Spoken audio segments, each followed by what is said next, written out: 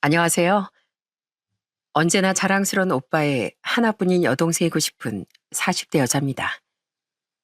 이 사연을 보고 계신 여러분도 다들 가족을 생각하면 애틋한 마음이 드실 겁니다. 특히나 전 부모님과 오빠를 생각하면 아직도 그렇게 눈물이 납니다. 저희 가족들에겐 가슴 아픈 사연이 있었거든요. 한땐 아픔이 많은 가정 환경이 원망스럽기도 했지만 돌이켜보면 가족이 있었기에 지금의 제가 있을 수 있는 것 같다. 그저 고마울 뿐입니다. 그 고마운 마음을 가득 담아 사연을 써내려가 볼게요. 저희 집은 동네에서 손꼽히게 조용한 집입니다. 왜냐하면 저희 엄마가 청각 장애인이시거든요. 특히 엄만 선천적으로 청각 장애가 있으셔서 말씀도 전혀 하지 못했습니다. 그래서 저희 집 식구들은 자연스럽게 말보단 수화를 사용해 소통하곤 했어요. 서영아, 저번에 엄마가 우리들이 무슨 얘기 그렇게 재밌게 나누냐고 궁금해 하시더라. 앞으로는 엄마 계실 땐 소외감 느끼시지 않게 더 신경 써야겠어. 어릴 때부터 항상 어른스러웠던 오빤 제가 생각지 못했던 부분까지 부모님을 배려했습니다. 오빠가 이렇게 일찍 처리된 건 엄마뿐만이 아니라 저희 아빠에게도 장애가 있으셨기 때문이었어요. 아빠는 20대 시절 공장에서 일하다가 기계에 손이 빨려 들어가는 바람에 오른손 전부를 잃으셨거든요. 어떻게 보면 저희 식구들은 각자 조금 부족한 부분이 있지만 서로의 빈자리를 메우며 오히려 더 단단한 가족이 된 것 같습니다. 엄마, 아빠, 저 대학은 나중에 가고 바로 취직할까 싶어요. 저라도 바로 돈을 벌어야 우리 식구들이 조금 더 편하게 지내잖아요. 대학은 나중에라도 언제든 갈 수 있으니까 괜찮아요. 형진아, 너 정말 괜찮겠어? 너 성적도 좋은데 등록금은 아빠가 어떻게든 마련해 볼 테니까 그러지 말고 대학에 가지 그러냐. 아니에요. 저 정말 괜찮아요. 오히려 월급 받을 생각이 신나는걸요. 저 돈 많이 벌어서 꼭 엄마 아빠 호강시켜드리고 우리 서영이 갖고 싶다는 거 다 사줄 거예요. 오빤 성인이 되자마자 집안의 가장 역할을 했습니다. 오빤 성적도 꽤 좋은 편이었지만 대학 진학을 포기하고 바로 생산직 공장에 들어갔어요. 그러면서 부모님 병원비, 생활비, 그리고 제 등록금까지 도와주었습니다. 오빠, 이번 학기에도 오빠 덕분에 학교를 다닐 수 있었어. 고마워. 그리고 미안해. 오빠도 학교 다니고 싶을 텐데. 나보단 공부 잘하는 서영이 네가 대학에 다니는 게 맞지. 이 오빤 내 동생이 공부 열심히 하고 즐겁게 학교 생활하는 걸 보기만 해도 좋아. 그러니까 넌 집 걱정하지 말고 너 하고 싶은 거 다 했으면 좋겠어. 오빠가 말은 안 했지만 가족들을 책임지느라 밤낮 없이 일하고 있다는 걸 알고 있었습니다. 남들 다 쉰다는 주말, 명절도 반납하고 오빤 그 좋은 청춘을 가족을 위해 다 내어주었어요. 전 오빠의 헌신 덕분에 무사히 대학을 졸업하고 꽤 괜찮은 회사에 입사할 수 있었답니다. 제 졸업식 날 전 학사모를 오빠에게 제일 먼저 씌워주었어요. 야, 동생 덕분에 내가 학사모를 다 써보네. 어때? 오빠 멋지냐? 어, 진짜 멋있어 우리 오빠. 고마워 오빠. 오빠 덕분에 무사히 학교 다닐 수 있었어. 이젠 내가 오빠한테 그동안 받은 은혜 다 보답할게. 물론 제가 직장인이 된 후에도 오빠의 고된 일상은 계속됐습니다. 그러다 제가 30 중반쯤 됐을 때 회사 동료의 소개로 지금의 남편을 만나게 되었어요. 남편은 따뜻하고 성실한 사람이었습니다. 남편 역시 저처럼 회사원이었는데 사연 많은 저희 집 사정을 누구보다 잘 이해해 주었어요. 그러면 내가 장인 장모님 뵙기 전에 수화를 먼저 배워가는 게 낫지 않을까? 사이가 처음으로 찾아뵙는 건데 정식으로 인사드려야지. 남편은 저희 부모님을 만나기 전부터 저와 같이 한참이나 수화 연습까지 했답니다. 엄만 그런 남편을 너무나 귀엽게 봐주셨어요. 박서방, 자네 장모가 아주 1등 사익감이 왔다고 엄청 좋아하네. 자네 점수를 톡톡히 땄어. 다음에 찾아뵐 땐 제가 더 열심히 연습해서 오겠습니다. 장모님, 저 연습 많이 할게요. 남편이 저희 집에 올 때 긴장을 많이 했듯 저도 처음 시댁에 갔을 때 긴장을 무척 많이 했습니다. 시댁은 빨간 벽돌로 쌓아 올린 오래된 연립주택이었어요. 시부모님도 수수한 차림으로 절 맞이해 주셨어요. 세아가, 너도 보면 알겠지만 우리 집 형편이 그렇게 여유 있진 않다. 그래도 내 아들이 성실하고 똑똑해서 좋은 직장을 잡고 사니 얼마나 다행이니. 둘이 결혼하고 나서도 부모한테 기댈 생각 말고 서로 아껴주면서 살아라. 시몬 처음부터 저를 지원해줄 여유가 없다고 말씀하시더군요. 저희도 양가 도움 없이 저희끼리 결혼을 준비할 생각이어서 그 점에선 문제가 없었습니다. 하지만 정작 사건이 벌어진 건 양가 부모님을 모신 상견례 자리였어요. 시부모님께는 제가 먼저 저희 부모님이 장애가 있으시다는 걸 말씀드렸죠.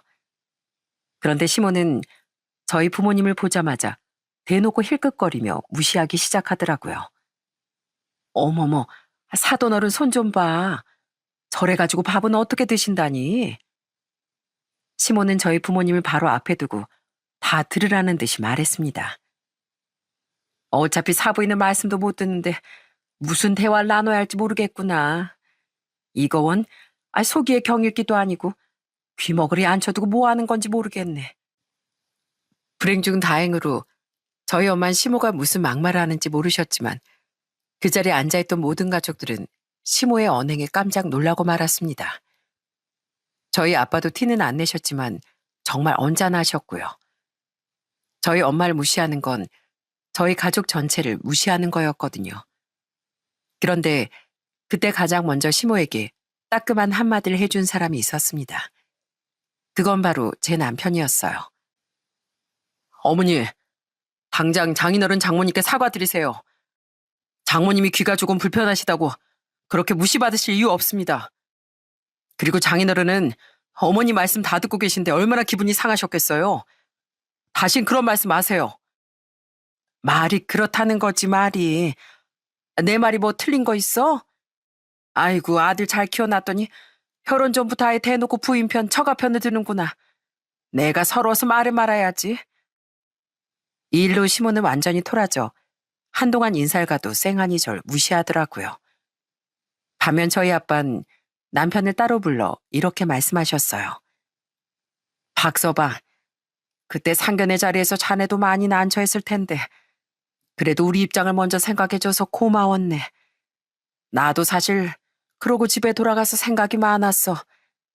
근데 박서방 자네가 워낙 성실하고 우리 딸에게도 잘하니 난 사이로서 자네가 참 좋아. 어차피 결혼하고 사부인과 같이 사는 것도 아니니까 서로 불편하지 않게 잘 이야기하고 지냈으면 좋겠네. 다시 한번 죄송합니다, 장인어른. 그때 저희 어머니가 결례가 참 많으셨어요. 그런데도 이해해 주시고 먼저 괜찮다고 말씀해 주셔서 얼마나 감사한 줄 몰라요. 두 번 다시 그런 일 없게 저희 어머니께는 잘 말씀드리겠습니다. 남편은 그날 일이 두고두고 마음에 남았는지 저도 모르게 수화를 더 연습해 왔더라고요. 어느 날 저희 엄마를 앉혀놓고 서툰 손길로 어머님 안녕하세요, 사랑합니다 하고 수화를 하는데 전 너무 감동해서 눈물이 핑 돌았어요. 장모님, 제가 잘하고 있는 건지 모르겠어요. 그런데 장모님께 꼭 말씀드리고 싶었어요. 정말로 존경하고 사랑합니다. 저희 엄마도 남편에게 고맙다며 눈가를 붉히셨답니다. 남편은 이것뿐만 아니라 저희 아빠에게 꼭 선물해드리고 싶다며 고급 의수까지 맞춰드렸어요. 장인어른, 제가 앞으로 장인어른의 든든한 오른팔이 되어드릴게요. 너무나 훌륭하신 형님도 계시지만 저도 사위로서 최선을 다하겠습니다. 매제, 나도 아버지 의수해드릴 엄두를 못 내고 있었는데 매제가 정말 큰 선물을 해드렸어. 자식들보다 우리 매제가 훨씬 낫네, 나. 남편이 이렇게 저희 집에 자라니 오빠도 남편을 참 좋아라 했습니다. 이와 반면에 제가 시댁에서 한가족으로 자리 잡는 데는 꽤 오랜 시간이 걸렸어요. 우선 저희 시댁은 예전에 아주 큰 규모의 한우 전문점을 하셨대요. 그런데 여러 가지 문제가 연이어 터지며 장사를 접게 되었고 가게를 무리하게 확장한 빚만 남게 되었답니다. 나도 예전엔 으리으리하게 넓은 아파트에 살았었다. 지금은 이 모양 이 꼴이지만 왕년에 내가 얼마나 큰 돈 만지면서 산 사람인 줄 알아? 시모는 늘 그 얘기를 하며 본인이 얼마나 잘 살았는지 자랑하곤 했습니다. 하지만 시모가 으스댈 때마다 전 정말 기가 막혔어요. 사실 전 시모가 전에 어떤 사고를 쳤었는지 알고 있었거든요. 시모는 예전에 개모임 개주를 한 적이 있었는데 그때 개원들 몰래 개돈을 뺏으다가 걸려 집안이 풍비박산 날 위기까지 갔었대요. 다행히 합의를 봐서 구속은 면했지만 그때 시부랑 이혼을 한 해 만에 아주 난리가 났답니다. 남편은 참 좋은 사람이었지만 시댁엔 시모 말고도 절 힘들게 하는 사람이 또 한 명 있었어요. 그건 바로 저희 시숙님의 부인인 형님이었어요. 사실 형님은 저와 나이가 같았지만 그래도 서열이 있으니 깍듯이 제가 형님으로 모셨습니다. 어머님, 피부가 왜 이렇게 좋으세요? 누가 보면 저희랑 같은 나이인 줄 알겠어요. 아까 어머님 댁 오면서 꽃이 너무 예쁘게 폈던데 우리 어머님 미모랑 비교하면 꽃도 두 손 두 발 다 들겠는데요? 형님은 민망하지도 않은지 시모 앞에서 갖은 알랑방귀를 껴댔습니다. 저는 말재주가 없는 편이라 억지로 해보려고 해도 말이 입 밖으로 나가질 않던데 형님은 아주 청산유수가 따로 없더라고요. 어머, 가만 보니까 우리 어머님 탤런트 김희선 닮으셨네. 어머님, 그러지 마시고 오늘 외출하실 땐 이 치마 한번 입어보세요. 어머님은 다리가 늘씬하셔서 치마가 잘 어울리세요. 저희 시모가 몸무게가 70kg가 넘으시는 거구셨는데 형님은 정말 뻔뻔하게 시모에게 날씬하다고 말하고 있었어요. 뿐만 아니라 누가 봐도 뱃살이 터질 것 같은데 뱃살이 하나도 없다며 칭찬까지 하더라고요. 형님이 이렇게 듣기 좋은 말만 하니 시몬 당연하게도 항상 형님과 절 비교하더라고요. 아유, 둘째 네가 네 형님 반의 반이라도 닮으면 얼마나 좋겠니? 네 형님은 시부모를 친부모처럼 생각하고 이렇게 극진히 모시는데 넌 맨날 입만 꾹 다물고 앉아서 뭘 하는지 모르겠다 얘. 사부인이 그 지경이시니 저도 말을 잘 못하는 건가? 처음엔 시모가 저런 식으로 말씀하실 때마다 하나하나 전부 상처를 받았습니다. 그런데 저도 아이를 낳고 연차가 쌓이다 보니 시모의 말을 한 귀로 듣고 한 귀로 흘릴 수 있는 경지에 올랐어요. 오히려 제가 시모의 말을 무시하니 시모는 왜 본인 말을 새겨듣지 않냐며 아주 불쾌했습니다. 제가 어머님 말씀을 무시하는 게 아니라요.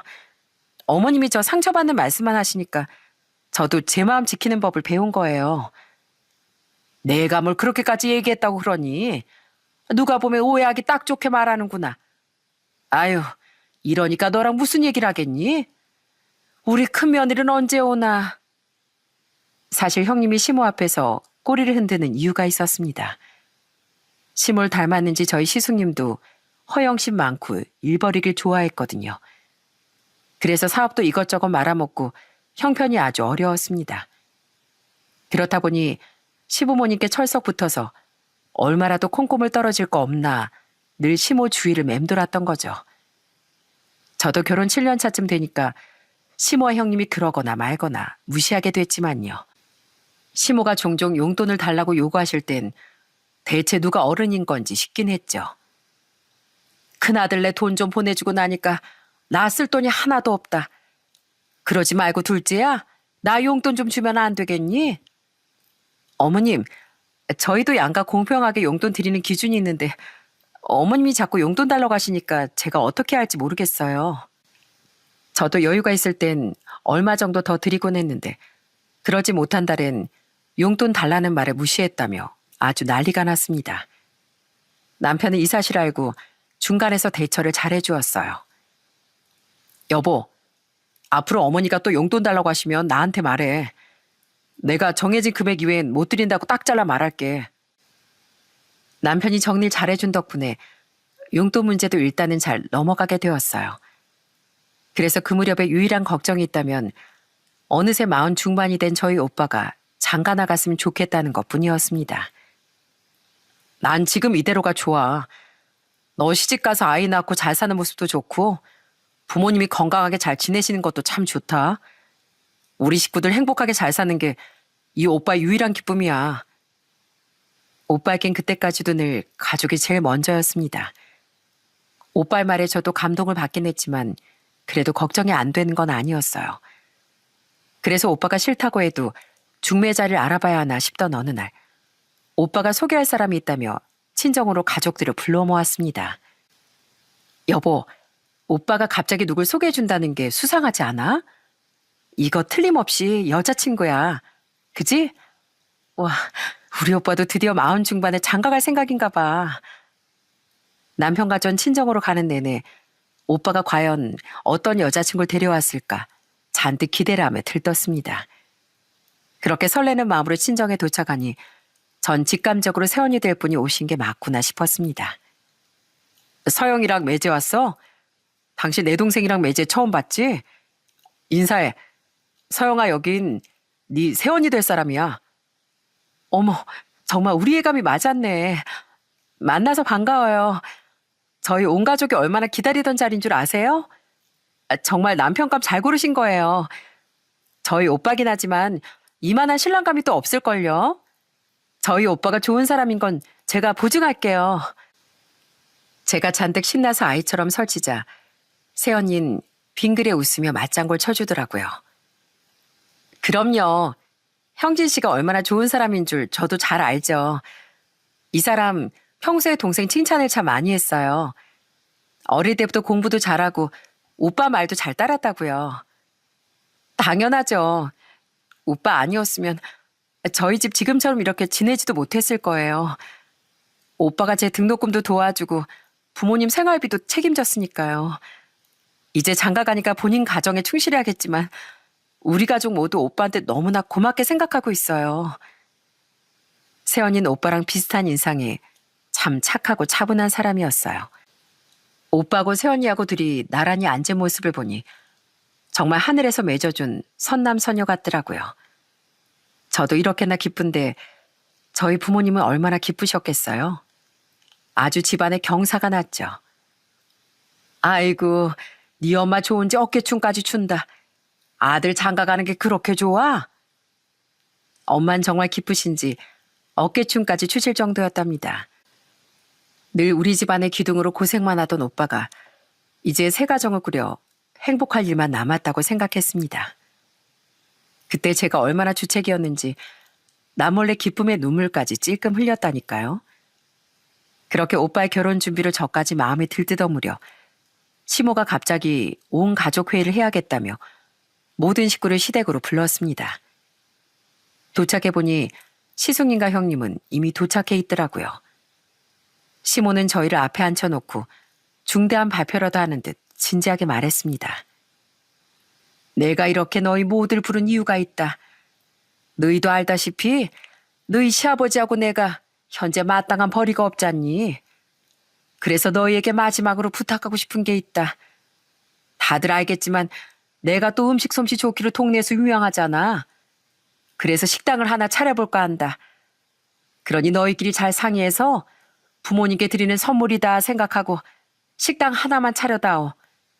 그 식당으로 생활비도 벌고 노후자금으로 쓰련다. 전 너무나 당당하게 말하는 시모를 보며 제가 잘못 들은 줄 알았습니다. 옷이나 화장품을 사달라는 것도 아니고 예산이 수천만을 훌쩍 넘을 식당을 차려달라니요. 전 살면서 이런 부탁은 본 적도 없고 들어본 적도 없었습니다. 남편도 저와 같은 마음이었는지 눈이 이만큼 커져선 무척 황당해하더라고요. 그런데 그때 시숙이 당혹스러운 저희 부부를 더 곤란하게 만들었습니다. 경호야, 어머니 말씀이 아예 터무니없는 말씀 아닌 것 같다. 여기가 지방이라 서울처럼 보증금이 비싼 것도 아니고 우리가 다들 없는 형편이지만 그래도 부모님 노후를 위해 작게라도 도와드리는 게 어떨까? 물론 저희도 시숙님 말씀처럼 식당을 차려드릴 수 있다면 너무나 좋죠. 하지만 아무리 지방이라고 해도 무리가 될 수밖에 없었거든요. 시숙님은 앞으로 용돈도 드리지 말고 그걸 한꺼번에 모아서 드리는 거로 생각하자며 저희를 설득하더라고요. 남편은 시숙님의 설득에 넘어간 건지 어느 날부터 제 눈치를 살살 보기 시작했습니다. 내가 형이 하는 얘기 들어보니까 형네랑 우리랑 둘이 합치면 그렇게 무리는 아닐 것 같더라고. 어머니도 이번에 식당만 도와주면 살면서 다신 자식들한테 손 안 벌린다고 하시는데 우리 처음이자 마지막이라고 생각하고 식당 해드리면 어떨까? 그때 남편이 어찌나 조심스럽게 묻던지 꼭 교무실에 끌려온 학생 같더라고요. 어머니가 밖에서 일하시면 당신이랑 부딪힐 횟수도 줄어들 거고 서로 트러블 생길 일도 훨씬 적어질 거야. 오히려 당신이 편해질 수도 있어. 그러니까 한 번만 다시 고민해주면 안 될까? 평소에 남편이 제게 이런 부탁을 할 사람이 전혀 아닌데 너무 어렵게 말을 꺼내며 제 눈치를 보니 저도 솔직히 마음이 흔들렸습니다. 그래서 한참을 고민하다 마침내 결심이 섰어요. 알겠어. 어머님 뜻도 그러시고 시숙님하고 당신 이렇게나 부탁하는데 그 식당 도와드리는 걸로 해. 대신 어머님 도와드리는 거 정말 이번이 마지막이야? 정말? 정말 괜찮은 거야? 고마워 여보. 내가 약속할게. 이제 우리 집 때문에 더는 돈 문제로 스트레스 받는 일 없을 거야. 만약에 또 이런 말이 나오면 그땐 당신 하자는 거 다 할게. 남편은 너무나 기뻐하며 당장 시숙님께 일을 진행하자고 연락을 드렸습니다. 남편이 그렇게나 기뻐하는 걸 보니 더 일찍 해드릴 걸 그랬나 싶기도 했어요.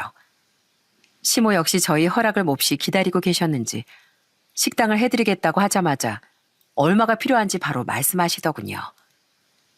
내가 알아본 식당 자리가 있는데 거기가 유동인구도 많고 식당 자리로는 딱이야, 딱. 그 자리가 보증금 5천에 월세가 200만 원인데 그 정도면 나쁘지 않지? 하지만 시모의 식당에 들어갈 돈은 그게 끝이 아니었더라고요. 보증금은 그렇다 치고 식당을 차리는 데 필요한 시설비와 인테리어 공사 비용까지 상당했습니다. 당장 필요한 금액만 계산해봐도 8천만 원 정도가 되더라고요. 이왕 하는 거 그래도 돈 아끼지 말고 차릴 때 제대로 차리는 게 낫지 않겠어? 주방 시설도 다 뜯고 제대로 했으면 좋겠구나. 기존에 있는 건 영 못 쓰겠던데. 일단 저희도 인테리어까지 하는 것에 동의하고 가게를 얻는 데 필요한 계약금을 먼저 드리기로 했습니다. 그래서 보증금 10%인 500만 원의 절반씩을 시숙님 네와 저희 부부가 모으기로 했죠. 저희 부부는 곧바로 250만 원을 시숙님께 보내드렸어요. 시모는 입이 귀에 걸려선 싱글벙글하며 무척 좋아하셨죠. 나도 이제 사장이다, 사장이야. 내 지인들은 벌써부터 나한테 최 사장이라고 부른다니까. 이럴 거면 진작 식당 하나 차려달라고 그럴걸. 이렇게 좋은 걸 말이야. 당장 수천만 원의 목돈을 쓰게 생겼지만 그래도 며느리로서 할 도리를 다 했다 싶어 약간 후련하기까지 하더라고요. 이제 다달이 용돈 드릴 일도 없고 때마다 돈 달라는 소리도 안 들어도 된다고 생각했으니까요. 그렇게 가게 계약을 하고 일주일쯤 흐른 어느 날이었습니다.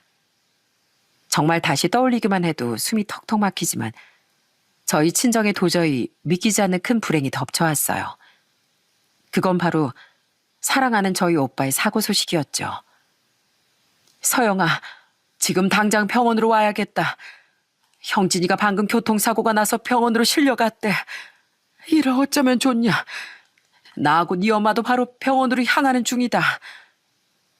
일벌레였던 저희 오빤 평일엔 직장에 다니고 시간이 남는 야간이나 주말엔 추가로 또 오토바이 페달 아르바이트를 하고 있었어요. 그 당시 오빤 결혼을 앞두고 또 한 가정을 책임져야 한다는 생각이 들었나 봐요. 오빠, 평일에도 종일 일하면서 배달 일까지 너무 힘들지 않아? 오빠 이제 나이도 있는데 쉬엄쉬엄 해. 체력 될 때 한 푼이라도 더 벌어야지. 그래도 배달 일이 유동적으로 일을 조절할 수 있어서 좋아. 더 추워지기 전에 바짝 일해서 돈 좀 모으려고. 어서 돈을 모아야 한다며 웃는 오빠 얼굴이 당장이라도 눈앞에 아른거리는 것 같았습니다.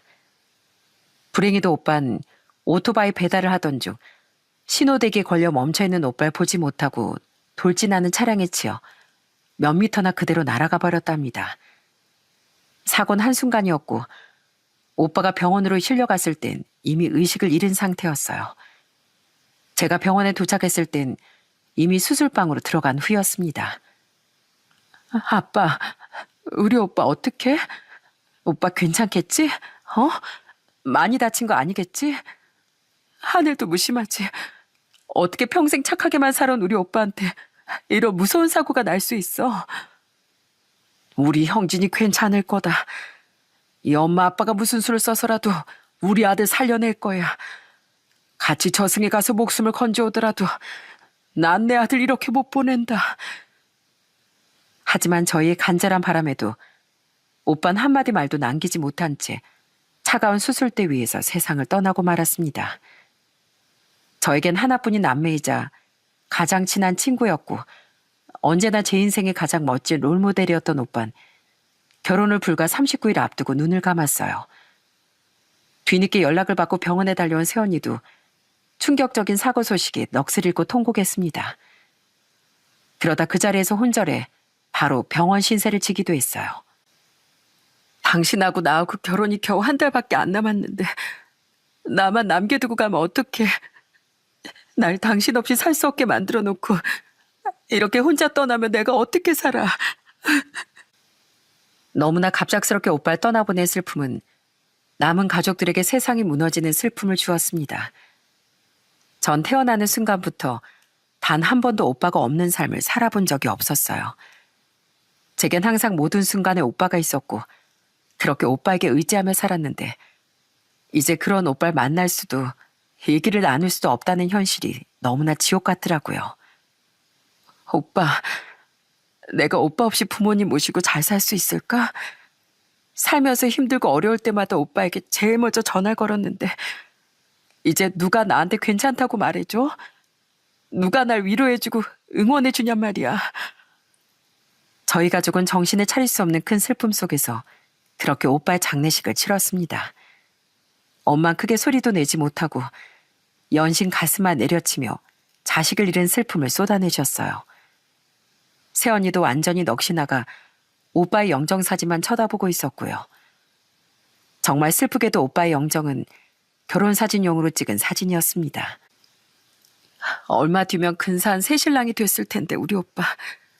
웨딩사진도 저렇게 멋지게 나왔는데 한 번은 보고 가지. 새언니는 앞으로 또 어떻게 살라고 그렇게 급히 떠났어. 어? 아가씨, 이제 저 어떻게 해요? 내가 어떻게 저 사람을 가슴에 묻고 멀쩡하게 살아요? 저는 저 밑바닥까지 무너져 내린 새언니에게 뭐라고 말을 해야 할지 할 말을 잃었습니다. 그래서 그저 새언니 끌어안고 눈물만 주룩주룩 쏟아냈어요. 남편도 연락을 받고 바로 장례식장으로 달려왔더라고요. 도저히 기운을 차릴 수 없는 저희 식구들을 대신해 남편이 많은 일을 대신해 주었어요. 오빠의 빈소엔 정말 많은 분이 오셔서 오빠의 마지막 길을 배웅해 주셨답니다. 하지만 빈소 어디에도 시댁 식구들은 보이지 않았어요. 오빠의 사고가 있기 전날 시모는 식당 하기 전에 마지막으로 여유를 즐기다 오겠다고 형님과 함께 동남아로 여행을 다녀오겠다고 했거든요. 예, 둘째야. 내가 가방을 싸다 보니까 제대로 된 선글라스가 하나도 없지 뭐니. 동남아 여행까지 가는데 선글라스가 없으면 큰일이지 않니? 아, 이러다 내 배꼽 같은 피부에 잡티라도 생기면 어떡하니. 그러니까 나 선글라스 사게 돈 좀 보내다오. 어머님, 저번에 식당 차려드리는 대신 더는 돈 달라는 얘기 안 하신다고 약속하셨잖아요. 그리고 형님도 같이 계신데 지금 저한테 선글라스를 사달라고 하시는 거예요? 그 식당 아직 안 차렸잖아. 겨우 계약금 몇 푼 냈으면서 벌써 상조 노릇하는 게야? 거 생색을 내고 싶으면 식당 차리고 나서 내라 얘. 시몬 도리어 아직 식당을 차리지도 않았는데 생색을 낸다고 크게 화를 냈습니다. 전 그게 말인가 막걸리인가 싶었어요. 250만 원도 큰 돈일 뿐더러 앞으로 들어갈 돈이 수천만 원인데 고작 선글라스 하나 안 사드렸다고 저런 욕을 먹게 된 겁니다. 어머님, 정 그러시면 제가 가지고 있는 선글라스 중 하나 드릴게요. 꽤 괜찮은 거 하나 있어요. 그거 가져다 드릴게요. 아유, 됐어. 내가 더럽고 치사해서 안 쓴다, 안 써. 다들 선글라스 쓸 때 나 혼자 맨눈으로 다니면 될 거 아니야. 시몬 그렇게 잔뜩 신경질을 내며 전화를 끊어버렸고 바로 그 다음날 저희 오빠의 끔찍한 사고가 일어나게 된 겁니다. 정신이 없는 절 대신에 남편이 시모에게 사고 소식을 전했을 때 시모는 형님과 공항에 나가 있었어요. 그때가 출국하기 1시간 전이었다고 해요. 어머니, 큰일 났어요. 형님이 오토바이 사고로 방금 세상을 떠나셨대요. 어머니 아버지도 당장 저희 형님 빈소로 오셔야겠어요. 하지만 분명 시모가 비행기에 오르기 전 소식을 전했음에도 시모는 눈 하나 깜짝 안 하고 비행기에 올랐습니다. 여행 가기 전에 찝찝하게 이게 무슨 소식이라니. 근데 이미 호텔 예약도 다 해놓고 일정도 잡아놨는데 갑자기 여행을 취소할 수는 없잖니. 너라도 너희 처가 식구들 잘 위로해드려라.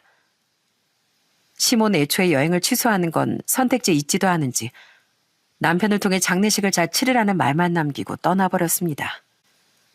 그때 시모에게 어찌나 서운하던지요. 그래도 며느리 오빠가 젊은 나이에 세상을 떠났는데 같이 슬퍼해주고 위로는 못해줄 망정 신나게 여행을 가는 건 정말 아니지 싶었습니다. 더군다나 여행도 모자라 형님은 SNS 가득 신나게 놀고 있는 사진을 올렸더라고요. 제가 형님 계정을 보고 있다는 걸 알 텐데 말이죠. 저는 그 두 사람에게 얼마 남아있지 않은 정마저도 다 떨어져 버렸어요. 그렇게 장례 첫날이 지나고 둘째 날 아침이 밝았습니다. 오빠가 떠난 후에도 어김없이 아침이 찾아온다는 게 참 애석했습니다. 남편은 새벽 5시까지 조문객께 인사드리고 나머지 할 일을 하다 겨우 지쳐 잠들었어요. 박서방 깨우지 말고 좀 자게 냅둬. 어제 새벽까지 울고만 있는 우리를 대신해 고생이 많았을 게다. 전 남편에게 또 한 번 너무나 고마웠습니다. 그렇게 겨우 눈을 떠서 조문객 맞을 준비를 하다 보니 아침 8시 정도가 됐던 것 같아요. 그때 정신이 없어 핸드폰을 못 보고 있었는데 그때 마침 시모에게 연락이 걸려왔더라고요. 전화를 받기 전 시모가 전화상으로라도 저희 식구들을 위로해 줄 거라 생각했습니다. 하지만 시모는 정말 예상치 못한 말로 절 분노케 하더라고요. 장례는 잘 치르고 있니? 우리 아들도 옆에 잘 있고? 보나마나 우리 아들이 이리 뛰고 저리 뛰고 있을 텐데 너라도 잘 챙겨주렴. 아참, 그리고 내가 부탁할 게 하나 있다. 내가 출국하면서 급하게 나오느라 우리 집 보일러를 안 꺼놓고 나왔지 뭐냐. 네가 얼른 가서 보일러 좀 꺼주면 안 되겠니? 전 그 순간 이게 상을 당한 사람한테 할 말인가 싶어 제 귀를 의심했습니다. 그때 전 물 한 모금도 마시지 못하고 상태가 말이 아니었거든요. 그래도 시모가 절 생각해서 전화를 주셨구나 해서 어렵게 전화를 받은 거였습니다.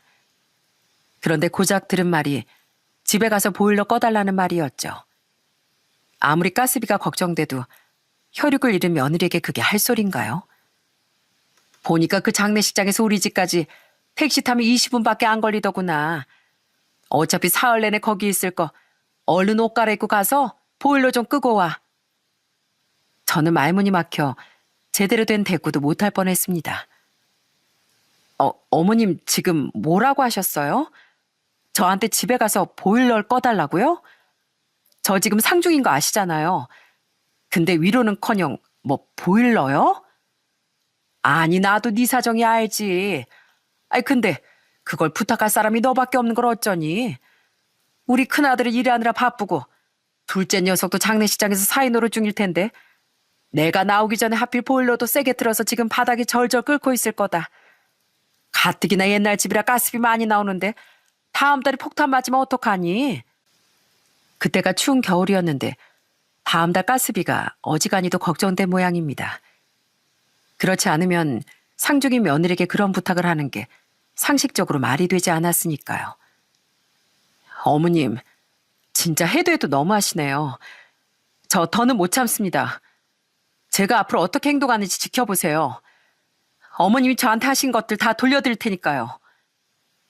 저는 저도 모르게 언성을 높이며 전화를 끊어버렸습니다. 그때 제 옆에서 자고 있던 남편은 제가 큰 소리를 내니까 무슨 일이 있나 싶어 바로 눈을 뜨더라고요.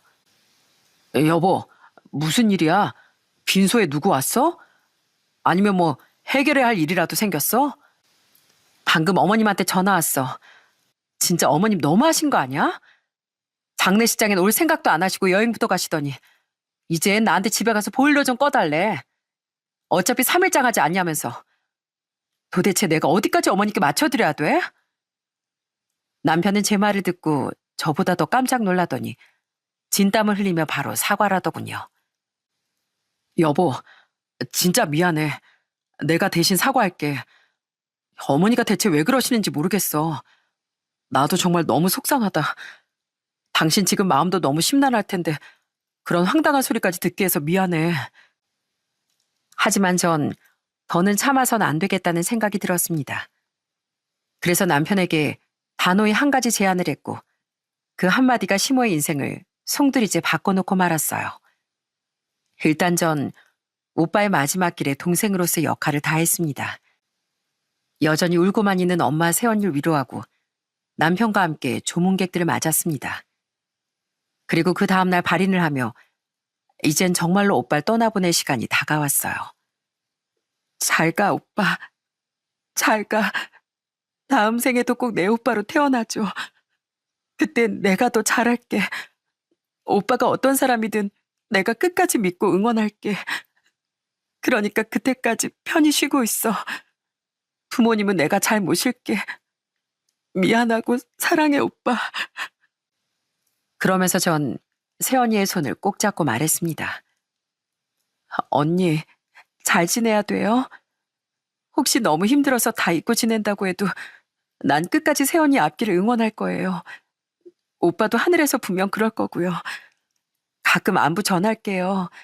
건강 잘 챙겨야 돼요. 그렇게 새언니와 서로를 위로하며 마지막 인사를 나누는데 정말 가슴이 찢어질 것 같더라고요. 이제 막 가족이 되려던 사람이었는데 무슨 운명의 장난으로 이런 비극이 벌어졌는지 알 수가 없었어요. 그래도 저와 가족들은 진심으로 새언니가 어떤 결정을 하든 존중하기로 했습니다. 그렇게 눈물로 오빠를 보내고 며칠 뒤 드디어 시모가 5박 6일의 일정을 마치고 한국에 돌아왔어요. 전 시모가 집에 왔다는 소식을 듣자마자 바로 움직이기 시작했습니다. 저와 가족들에게 씻을 수 없는 상처를 줬으니 이젠 제가 시모의 인생을 뒤바꿔줄 차례였어요. 둘째 왔니? 그래도 쉼이 여행 갔다 왔다고 인사하러 왔구나. 너도 고생 많았겠다. 우리 아들도 잠도 못 자고 얼마나 고생했을꼬. 시모는 저한테 괜찮냐, 많이 힘들진 않았냐 하는 위로는 단 한마디도 없었고 인사라곤 고작 그게 다였습니다. 아, 너희 식당 오픈할 준비는 하고 있는 거지? 아무리 정신이 없어도 잔금 치르는 날은 잊으면 안 된다. 시설 권리금이랑 인테리어 비용도 있으니까 큰애하고 너희하고 딱 4천만 원씩 모으면 되겠더라. 괜히 어영부영 미루지 말고 미리들 준비해. 아, 어머님, 외국 여행하시느라 못 들으셨구나. 그 계약 무효예요. 뭐라고? 뭐가 무효라고? 저 생각이 바뀌었거든요. 까짓 거 제가 낸 계약금 250만 원 포기할게요. 어머님 식당 차리는 거 없던 일로 하고 싶어서요. 저 그럴 생각이 전혀 없어졌거든요. 제가 폭탄 선언을 하자 시몬 얼굴이 순식간에 새하얗게 질려선 연시 무슨 말이냐고 되물었습니다. 이해. 너 지금 애들 사탕 줬다 빼는 것도 아니고 갑자기 무슨 생각이 바뀌었다는 거야? 내가 그 식당 하나만 믿고 있는데 갑자기 못하겠다고 하면 난 어떡하니? 너 진짜 너무하는 거 아니야? 너무하게 누가 너무한대요? 어머님이야말로 저한테 어떻게 하셨어요? 세상에 하나뿐인 오빠를 사고를 잃어서 장례식 중에 며느리한테 뭐라고 하셨냐고요? 다시 생각해도 제가 기가 막히네요. 보일러 좀 꺼달라고요? 다른 것도 아니고 겨우 보일러요? 내가 설마 했는데 그거 좀 부탁했다고 바로 달려와서 이러는 거야? 그게 뭐 그렇게 어려운 일이라고. 시몬 아주 뻔뻔하게 도리어 제가 속이 좁다는 듯 말했습니다. 그쯤 되자 저도 필터링 없이 그간 속에 쌓아왔던 말을 다 꺼냈어요. 세상에 며느리가 상중인데 보라한 듯이 여행사진 올리는 시어머니가 어딨어요? 그리고 최소한 저한테 따뜻하게 말 한마디라도 해준 적 있으세요? 한 번이라도 우리 며느리 고맙다, 미안하다, 우리 며느리 잘한다, 뭐 이런 말 해준 적 있으시냐고요. 항상 형님이랑 편 먹고 절 무시하게 바쁘셨잖아요. 저도 더는 바보처럼 참고만 있진 않을 거예요. 어머님 며느리 자리 반납받을 수가 있어도 그대로 못 넘어갑니다. 어머님 식당이요? 그거 잘난 형님께 차려달라고 하세요. 사람이 잘해주면 잘해줄수록 고마운 줄 알아야 하는데 어머님은 오히려 더 많은 걸 요구하는 분이라는 걸 다시 한번 깨닫네요, 제가. 이야, 네가 못하겠다 하면 이제 와서 어떡하라고? 큰애 혼자 어떻게 그 큰 돈을 마련해? 그건 제가 상관할 바가 아니죠. 전 여기서 완전히 손 떼겠습니다. 오늘부로 저한테 연락하지 마세요. 전화하셔도 안 받을 겁니다. 할 말 있으시면 어머님 아들한테 말씀하시던죠. 저는 그 말을 남기고 시댁을 박차고 나왔습니다. 시모는 돌아서는 제 뒤통수에 대고 끝까지 이러면 어떡하냐는 소리만 해댔어요. 그 뒤로도 시몬 제게 수도 없이 계속 전화를 걸어왔습니다. 하지만 제가 전화를 받지 않자 남편에게도 계속 연락을 하는 모양이었어요. 고맙게도 남편은 제 마음을 이해해주며 저와 뜻을 함께 하더라고요. 제가 장례식장에서 했던 제안이 바로 이거였거든요. 나 당신 어머니 더는 도와드릴 수 없을 것 같아. 어머님이 나머지를 다 책임지시든 형님에게 떠맡기시든 난 더는 상관하지 않을래. 그때 남편은 제 손을 따뜻하게 잡아주며 무조건 제 마음 편한 대로 하라고 절 위로해 주었습니다. 어머니가 형수한테 해준 거 반의 반만이라도 제 아내에게 해주셨다면 저희가 이러진 않았을 거예요. 대체 이 사람이 뭘 그렇게 잘못했다고 대놓고 사람을 차별하세요? 전 언제나 아내와 뜻이 같으니까 이제 전화하지 마시고 어머니가 알아서 하세요. 남편은 시모에게 전화가 걸려왔을 때도 냉정하게 딱 잘라 말했습니다. 아무리 그래도 남편 가족 일인데 끝까지 제 편을 들어주었다는 사실이 너무나 고마웠고 또 미안하더라고요. 그렇게 저희가 식당에서 아예 손을 떼버리고 시모는 완전 낙동강 오리알 신세가 됐답니다. 동서, 진짜 1억이야? 어떻게 나 혼자 8천만 원을 대? 어머님은 여유자금 하나도 없다고 무작정 나보고 책임지라고 하시지. 내가 그 큰 돈이 어딨냐고. 그 돈이 있었으면 시댁에 그렇게 뻔질나게 드나들 필요도 없었지. 형님은 8천만 원을 혼자 독박 쓰기가 부담스러웠는지 형님마저도 슬그머니 식당에서 손을 떼버렸답니다. 그러면서 결국 시모와 큰 싸움이 났고 그렇게나 죽고 못 살던 둘 사이도 틀어져 버렸다네요. 아이고, 자식놈들 키워봐야 하나 소용없다. 다들 장가가니까 아주 지 마누라 말 듣기 바쁘지. 평생 쎄빠지게 키워놨더니 어떻게 이렇게 지네 엄마 뒤통수를 쳐? 큰 며느리 저건 돈 필요할 때나 살랑살랑 입에 발린 말이나 했지. 그동안 금이야 오기에 잘해줬더니 나한테 쓰는 돈 8천이 그렇게 아깝더냐? 어머님, 저희가 무슨 재벌인가요? 어머님 큰아들도 그 돈을 못 해드린대요. 혹시 동서가 다시 생각을 바꾸면 그때 저희도 다시 생각해 볼게요. 아무리 생각해도 저희 혼자 식당을 해드리는 건 말이 안 되죠. 형님까지 이렇게 나오자 시모는 갑자기 돌변해선 우는 소리를 해댔습니다. 둘째야, 내가 잘못했다. 그때 사돈 조각하는 길에 위로라도 좀 해줬어야 했는데 내가 정신이 없었어. 여행 내내 나도 사돈 어르신들하고 네가 얼마나 슬플까 그 생각이 들어서 한참 울기도 했다. 여행 내내 즐겁게 놀지도 못했다니까. 넌 꼭 슬픈 내 마음을 말로 표현해야 하니? 옛말에 죽은 사람 소원도 들어준다는데 그 식당 차리는 게 내 마지막 소원이야. 제발 나 한 번만 좀 도와주라. 어? 그 식당 안 하면 난 앞으로 뭘 먹고 사니? 내가 너희 오빠 납골당 가서 10번, 1000번 사죄라도 아마 가서 아주 싹싹 빌게. 그러면 네 마음이 좀 풀리겠어? 시모는 급기야 저희 오빠 납골당에 찾아가겠다고 했지만 저는 눈 하나 깜짝하지 않았습니다. 왜냐면 시모가 어떤 사람인지 누구보다 잘 알고 있었으니까요. 시모는 또 급한 불만 해결하면 다시 본색을 드러낼 게 뻔했습니다. 결국 시모는 도저히 돈을 구하지 못하고 그 식당을 포기하고 말았어요. 저희나 형님네도 250씩 돈을 날리게 되었지만 그걸 감수하더라도 냉정하게 나올 수밖에 없었어요. 그로부터 3년이 지난 지금 저희 시모가 지금 어떻게 지내는지 아시나요? 놀랍게도 남의 식당에서 종업원으로 일하고 계십니다. 나도 먹곤 살아야지. 자식들이 용돈도 한 푼 안 주니 그럼 어쩌니. 아이고, 팔다리 안 아픈 데가 없다 내가. 말년에 이게 무슨 꼴이라니. 그때 저희 오빠가 세상을 떠났을 때 시모가 저에게 따뜻한 말 한마디라도 건네주셨다면, 하다못해 하루라도 얼굴 비추며 함께 슬퍼해 주셨다면 지금은 꿈꾸던 대로 본인 식당에서 사장님으로 계셨겠죠. 전 요즘도 오빠 납골당에 가서 그날의 일을 떠올립니다. 오빠, 내가 우리 시어머니한테 시원하게 복수해줬어. 그러니까 오빤 내 걱정 말고 거기서 두 다리 쭉 뻗고 편히 쉬어. 오빠가 떠난 지 3년이 지났지만 요즘도 종종 오빠의 길마다 새언니를 만나고 있습니다. 새언니는 아직도 오빠 얘기만 꺼내면 눈물을 보입니다. 전 새언니의 앞날이 너무 슬프지만은 않길 바라며 그저 조용히 지켜볼 뿐입니다.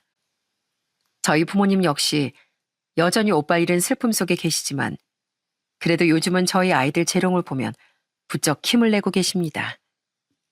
할아버지, 할머니, 이것 봐요. 나도 엄마랑 수화 연습했어요. 사랑해요. 고마워요, 할머니, 할아버지. 이거 수화 맞죠?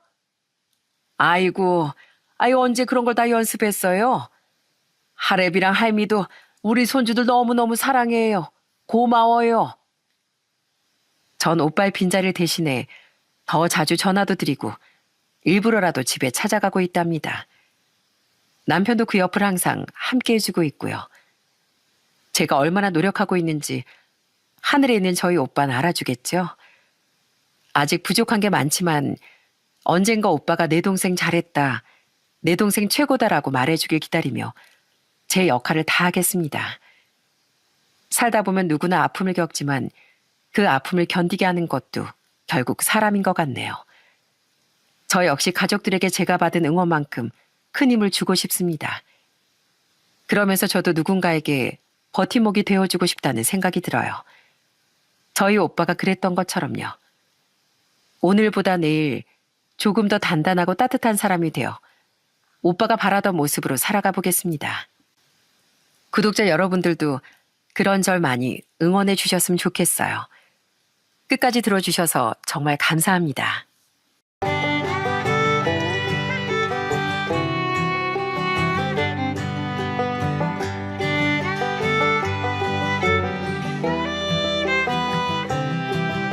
안녕하세요. 사연 읽어주는 남녀입니다.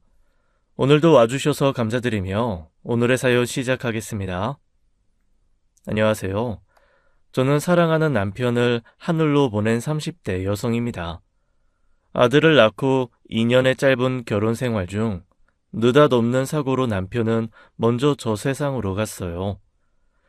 함께 차를 타고 있었던 저와 아들은 천운으로 살아남았지만 그 운이 남편에게는 닿지 못했죠. 아니면 사고 순간 남편이 자기가 가지고 있던 모든 운을 저희 모자에게 주었던 것 같아요. 사고 이후 그 충격으로 저는 지금도 그때의 기억이 거의 없습니다. 지금 생각하면 살아남으려고 본능적으로 그때의 기억을 다 지워버린 것 같아요. 남편을 잃었다는 사실만으로도 너무 괴로워 몇 년 동안 살아도 사는 것 같지 않게 살았거든요. 아마 사고 당시의 기억이 온전히 남아 있었더라면 전 아마 바로 남편을 따라갔을지도 몰라요.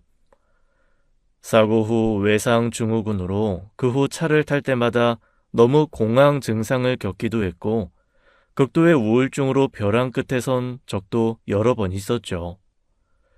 그때마다 저를 사력을 다해 붙들고 있었던 건 제 아들도 아닌 제 가족이었습니다. 지수야, 점심 안 먹었어? 엄마가 다 차려놓고 갔잖아. 왜 안 먹었어? 생각 없어. 생각이 없어도 시간이 되면 그냥 음식을 먹으라고 했잖아. 너 또 실려가고 싶어서 그래? 엄마 쓰러지는 걸 보고 싶어서? 생각나면 먹을게. 나 좀 신경 쓰지 마. 생각 안 나면 영영 안 먹고?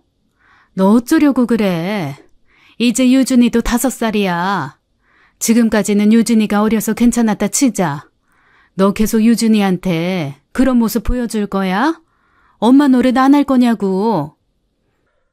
평소 엄마는 제가 뭘 하든 다 이해해주고 넘어가 주셨지만 열에 한 번은 그렇게 화산 폭발하듯 터질 때가 있었어요. 엄마도 보다 못해 답답한 마음에 그러셨겠지만 그럴 때마다 전 그냥 땅속으로 꺼지고 싶은 마음뿐이었습니다. 자식이고 뭐고 살고 싶지도 않고 앞으로도 살아갈 이유가 없는 사람에게 그깟 밥 한 끼가 대수겠어요. 모성애가 없다 손가락질 하실지도 모르겠지만 저는 그때 아들이 보이지도 않았습니다. 4년이 지났는데도 여전히 전 사고 시점에 살고 있었고 잘 때마다 남편을 하늘로 보내고 있었거든요. 언니, 미숫가루 타왔어. 밥 넘기는 게 싫으면 이거라도 마셔. 고마워. 유준이는 방금 장난감 가지고 놀다가 잠들었어. 아빠가 재우고 막 나오시더라. 고마워. 얼른 마셔. 내가 컵 가지고 나갈게. 여동생은 일부러 제가 미숫가루 한 잔을 마실 때까지 기다렸다가 컵이 빈 것을 보고서야 방문을 나섰습니다. 방안이 비로소 다시 고요해지면 전 모로 누워 있다가 눈을 감았어요. 차라리 영영 눈을 뜨지 않았으면 좋겠다고 생각하면서요. 지긋지긋하다, 불필요하다고 생각하면서 가족과 함께 사는 건 저도 살고 싶어서였습니다. 그 집에서 벗어나는 순간, 나를 누구도 감시하지 않는 곳으로 가는 순간, 전 언제든 삶을 놓을 준비가 되어 있었으니까요. 그러니 가족이 아니었으면 전 아마 살지 못했을 거예요.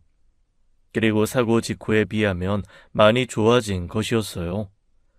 그때 5일 동안 물 한 모금 마시지 않다가 병원에 실려간 적도 있었는데요. 그때 그런 생각이 들더라고요. 5일 동안 아무것도 하지 않고 죽는 것과 외출을 치고 집으로 돌아오는 길에 교통사고로 죽는 것, 그중 무엇이 더 허무한 죽음일까 하는 생각이요. 전 아무리 생각해도 남편의 교통사고가 더 허무하고 이해가 되지 않았습니다.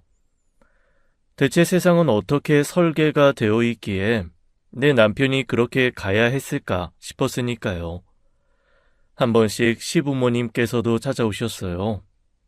평소엔 연락만 하시다 남편 기일이 되면 저희 친정까지 찾아와 저를 보고 가셨죠. 지수야, 아버지가 너 좋아하는 복숭아 많이 사왔어. 꼭 챙겨 먹어. 알았지? 네, 감사합니다. 아휴, 왜 이렇게 말랐어? 작년보다 더 마른 것 같네.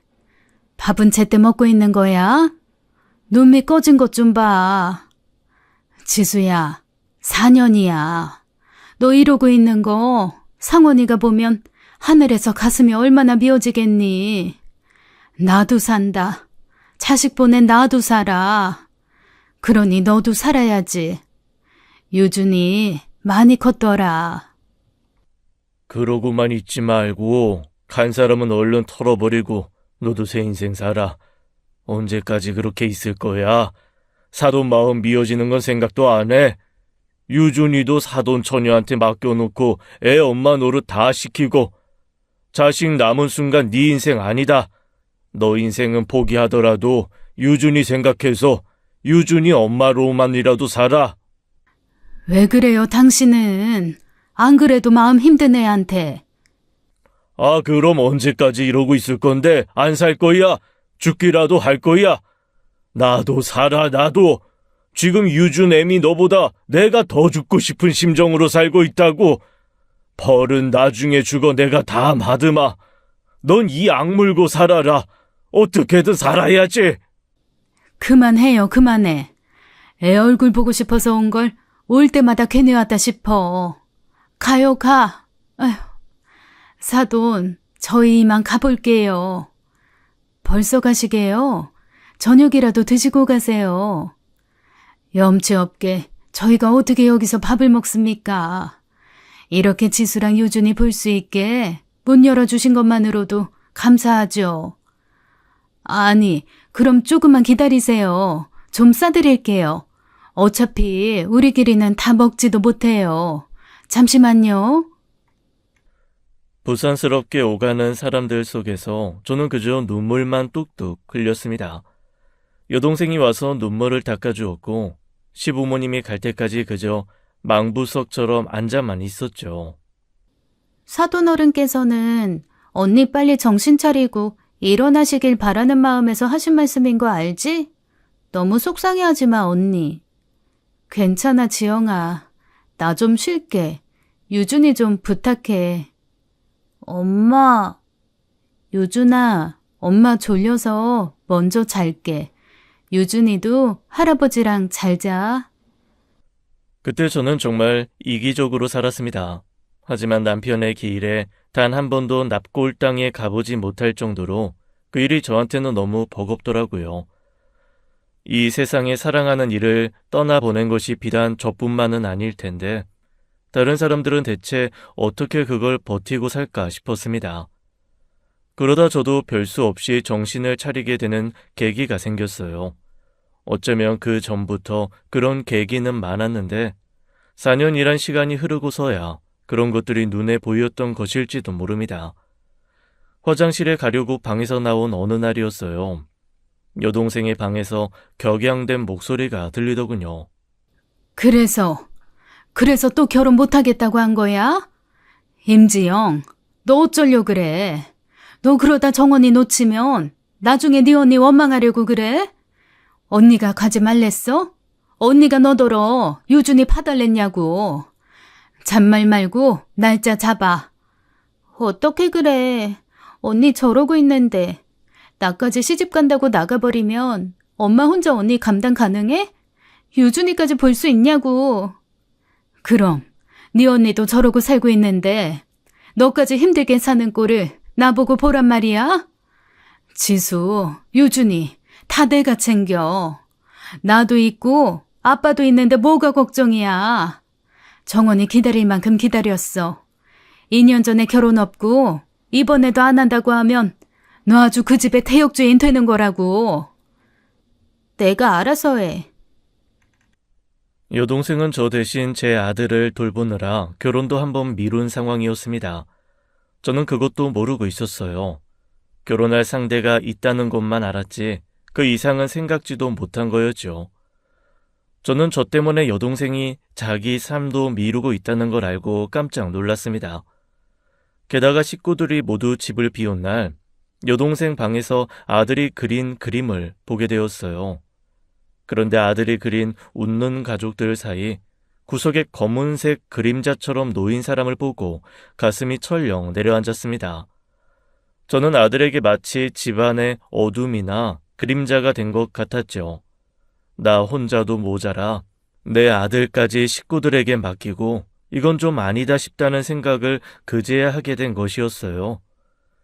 이제 내 인생은 내가 알아서 하겠다.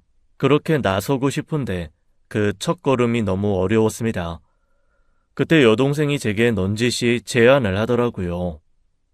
언니, 나 이 앞에 카페 하나 차려볼까 하는데 나랑 카페 안 할래? 카페? 갑자기? 나 전부터 카페 하고 싶다고 했었잖아. 회사 그만두려는 건 아니고 아르바이트생 써서 작은 프랜차이즈 카페 한번 해볼까 싶어. 물론 나도 나가겠지. 근데 회사 다니면서 하기 쉬운 일은 아니니까 언니가 좀 봐주면 좋겠다 싶어서. 아, 그래? 물론 언니가 힘들다고 하면 안 해도 돼. 억지로 해달라는 게 아니라 남한테 맡기는 것보다는 낫지 않나 싶어서. 생각 좀 해볼게. 정말? 생각해볼 거야?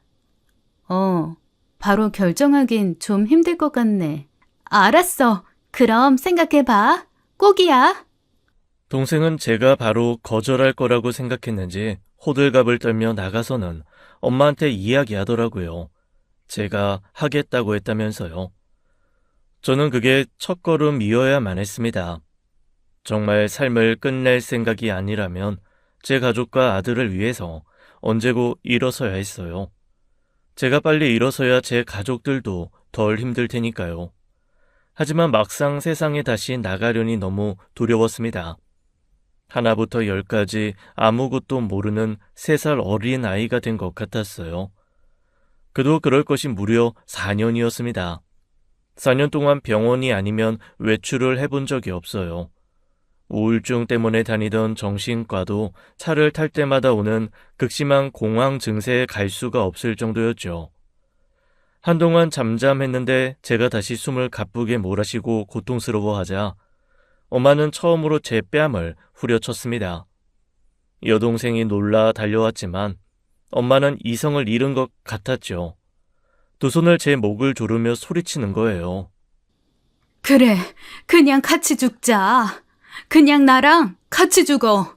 나랑 같이 노서방 만나러 가. 엄마, 왜 이래? 이거 놔.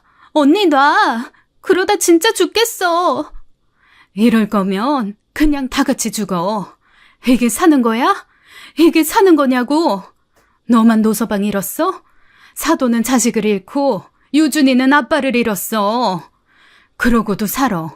어떻게든 살아가려고 하잖아. 근데 넌 왜 그래? 왜 이렇게 부모 억장을 무너지게 해? 차라리 같이 죽자. 너도 죽고 나도 죽고 그래야 이 꼴 안 보고 살지. 그렇게 힘들면 엄마가 같이 가줄게. 응? 엄마 제발. 제발 좀 진정해. 언니 정신 좀 차려봐. 언니 괜찮아? 아빠 119 좀 불러줘. 병원에 가서 진정제를 맞고 나서야 저는 정신을 차렸습니다. 의식을 되찾은 채 눈을 감고 누워 있었는데 엄마가 울면서 그러시는 거예요. 미안해 지수야. 미안해. 엄마가 미안해 내 새끼. 어차피 이대로 죽느니 만도 못하게 사나 밖에 나갔다가 공황 증상으로 숨이 넘어가나 똑같았습니다. 죽을 것 같지만 절대 죽지 않는다. 그 생각 하나만 붙들고 살아보자. 그렇게 마음먹은 거였어요. 카페 오픈을 준비하는 동안 저는 용기 내어 세상에 첫 발을 디뎠습니다. 바리스타 학원에 가서 커피도 배우고 엄마와 함께 마트에 가서 장도 봤어요. 아들 어린이집 차량을 마중 나가기도 하고 아들과 키즈 카페도 가봤죠. 아들이 5살이었는데 아들과 처음 하는 게 정말 많았습니다. 아들은 처음에 제가 배웅해주는 등굣길을 어색해하고 저와 손잡고 가는 키즈 카페를 낯설어했지만 차츰 밝은 웃음을 보여주더라고요. 유준이 담임선생님이 그래. 요즘 유준이 웃는 날이 많아졌대. 부쩍 엄마 얘기를 많이 하던데 어머님 건강이 좋아져서 다행이라더라. 그래? 유준이가 더 밝아졌다니 다행이네. 엄마 아는 사람들도 다 난리야. 너무 보기 좋다고. 너 웃는 게 유준이랑 똑 닮았다더라. 지수야, 이렇게만 살자. 더도 말고 덜도 말고 딱 이렇게만 살아. 얼마나 좋니? 요즘만 같으면 엄마는 바랄 게 없어. 아닌 게 아니라 제가 밖으로 나오게 되면서 부모님께서도 많이 변하셨습니다. 표정도 밝아지셨고 습관처럼 쉬던 한숨도 줄었죠. 저도 정말 많은 노력을 했어요. 사람들을 만나면 환하게 웃었고 혼자 있을 때에도 실없이 습관처럼 웃으려 노력했습니다. 특별히 행복하거나 웃긴 일이 있지 않더라도 소리내어 웃으면 뇌가 착각한다는 이야기를 들었거든요. 그게 통한 건지 정말로 차차 괜찮아지는 것 같더라고요. 좋아진 컨디션으로 저는 동생을 도와 카페 오픈을 준비했어요. 동생이 카페 오픈과 동시에 결혼 준비까지 시작되어 정신없는 나날을 보내고 있었거든요. 이렇게 살면 되는구나. 계속 이렇게만 살아보자. 그러던 어느 날이었습니다. 아르바이트생을 퇴근시키고 혼자 카페 마감을 할 때였어요. 저기... 네? 형수? 상규야, 여긴 어떻게... 카페 입구에 어정쩡한 모습으로 서 있는 도련님을 발견한 거예요. 결혼 전부터 남편과 셋이서 자주 어울리기도 했고 결혼 후에도 정말 가깝게 지냈습니다.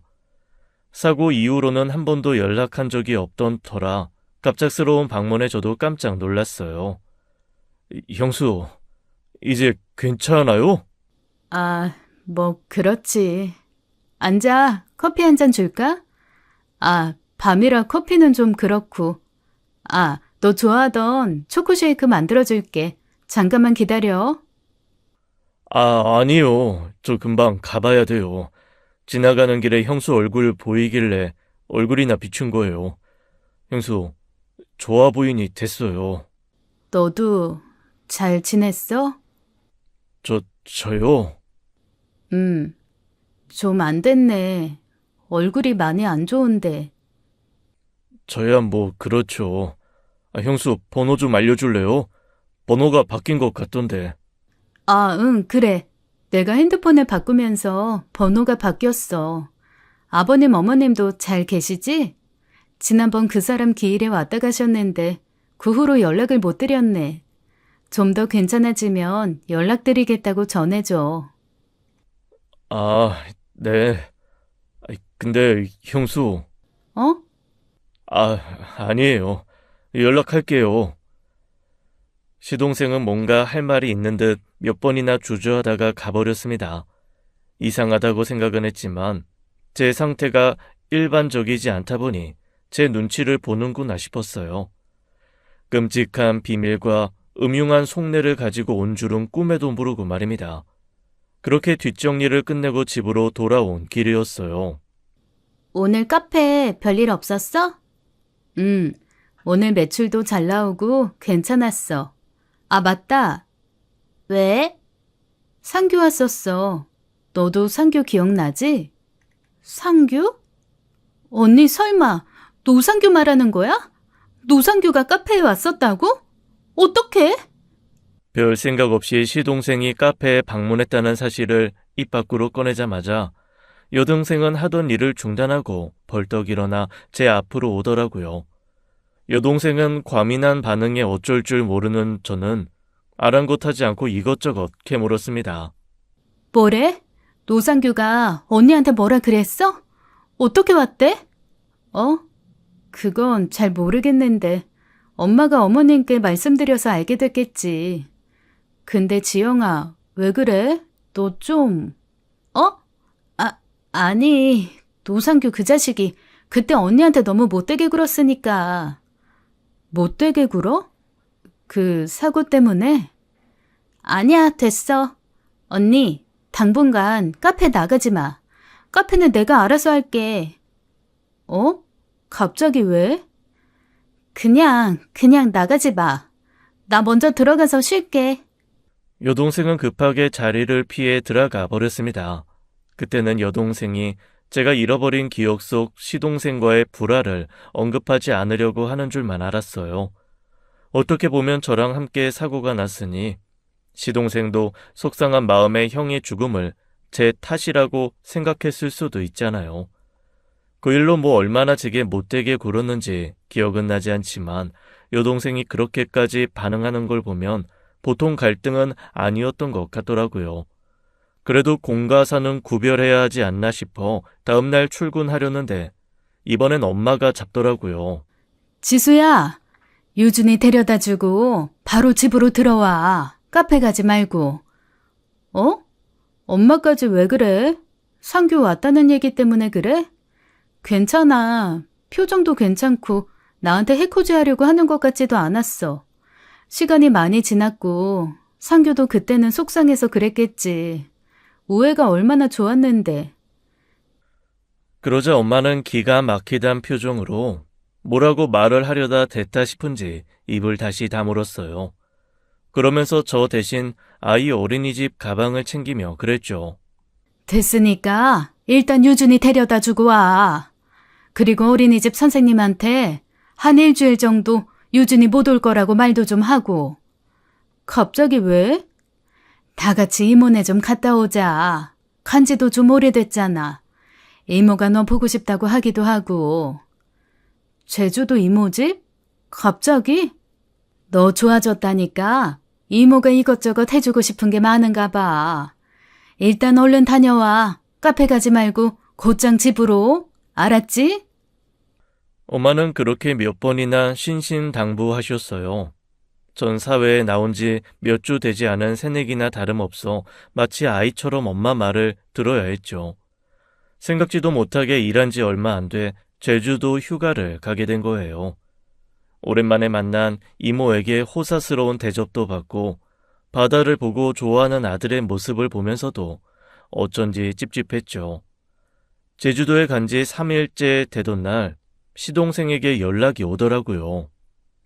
형수, 카페에서 안 보이던데 무슨 일 있어요? 아, 잠깐 제주도 내려왔어. 이모 보러. 왜? 아니요, 시간 내서 카페에 찾아왔는데 형수가 안 보이길래요. 언제 와요? 다음 주쯤. 그럼 와서 연락 좀 해줘요. 시간 내서 얼굴이나 제대로 보게. 알았어. 그때였습니다. 갑자기 여동생이 저를 빤히 쳐다보며 묻더라고요. 누구야? 어? 아니, 친구. 친구 누군데? 경미, 근데 너 왜 그래? 안 하던 짓을 하고. 노상규 아니지? 아니야. 그리고 상규면 뭐. 상규 이제 나한테 나쁜 말 안 한다니까. 하지 마. 상규 그거 양심이 있으면 언니한테 절대 연락 못 해. 언니 나중에 알면. 됐다. 아무튼 하지 마. 제발.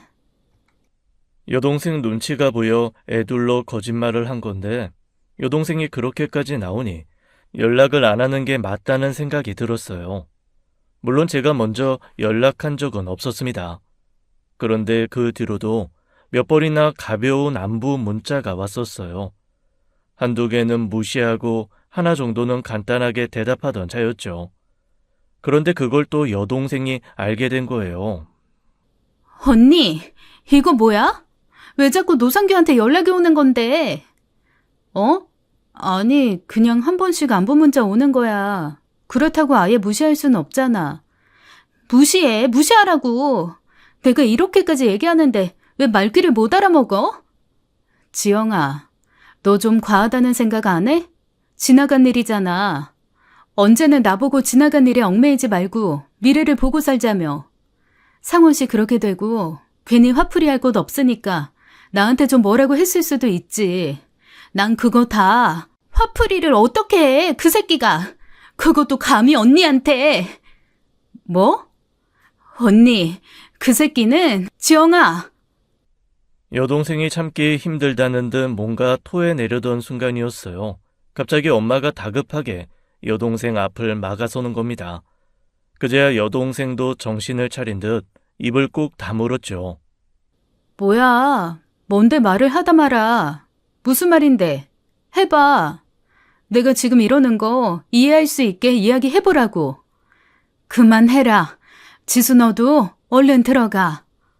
엄마 잠깐만. 얘 자꾸 전부터 너무하잖아. 임지영, 그래도 너 사돈이야. 아무리 그래도 그렇지 그 새끼라니. 너 정말. 진짜. 그 새끼 편들지 마. 내가 말했지. 연락하지 말라고.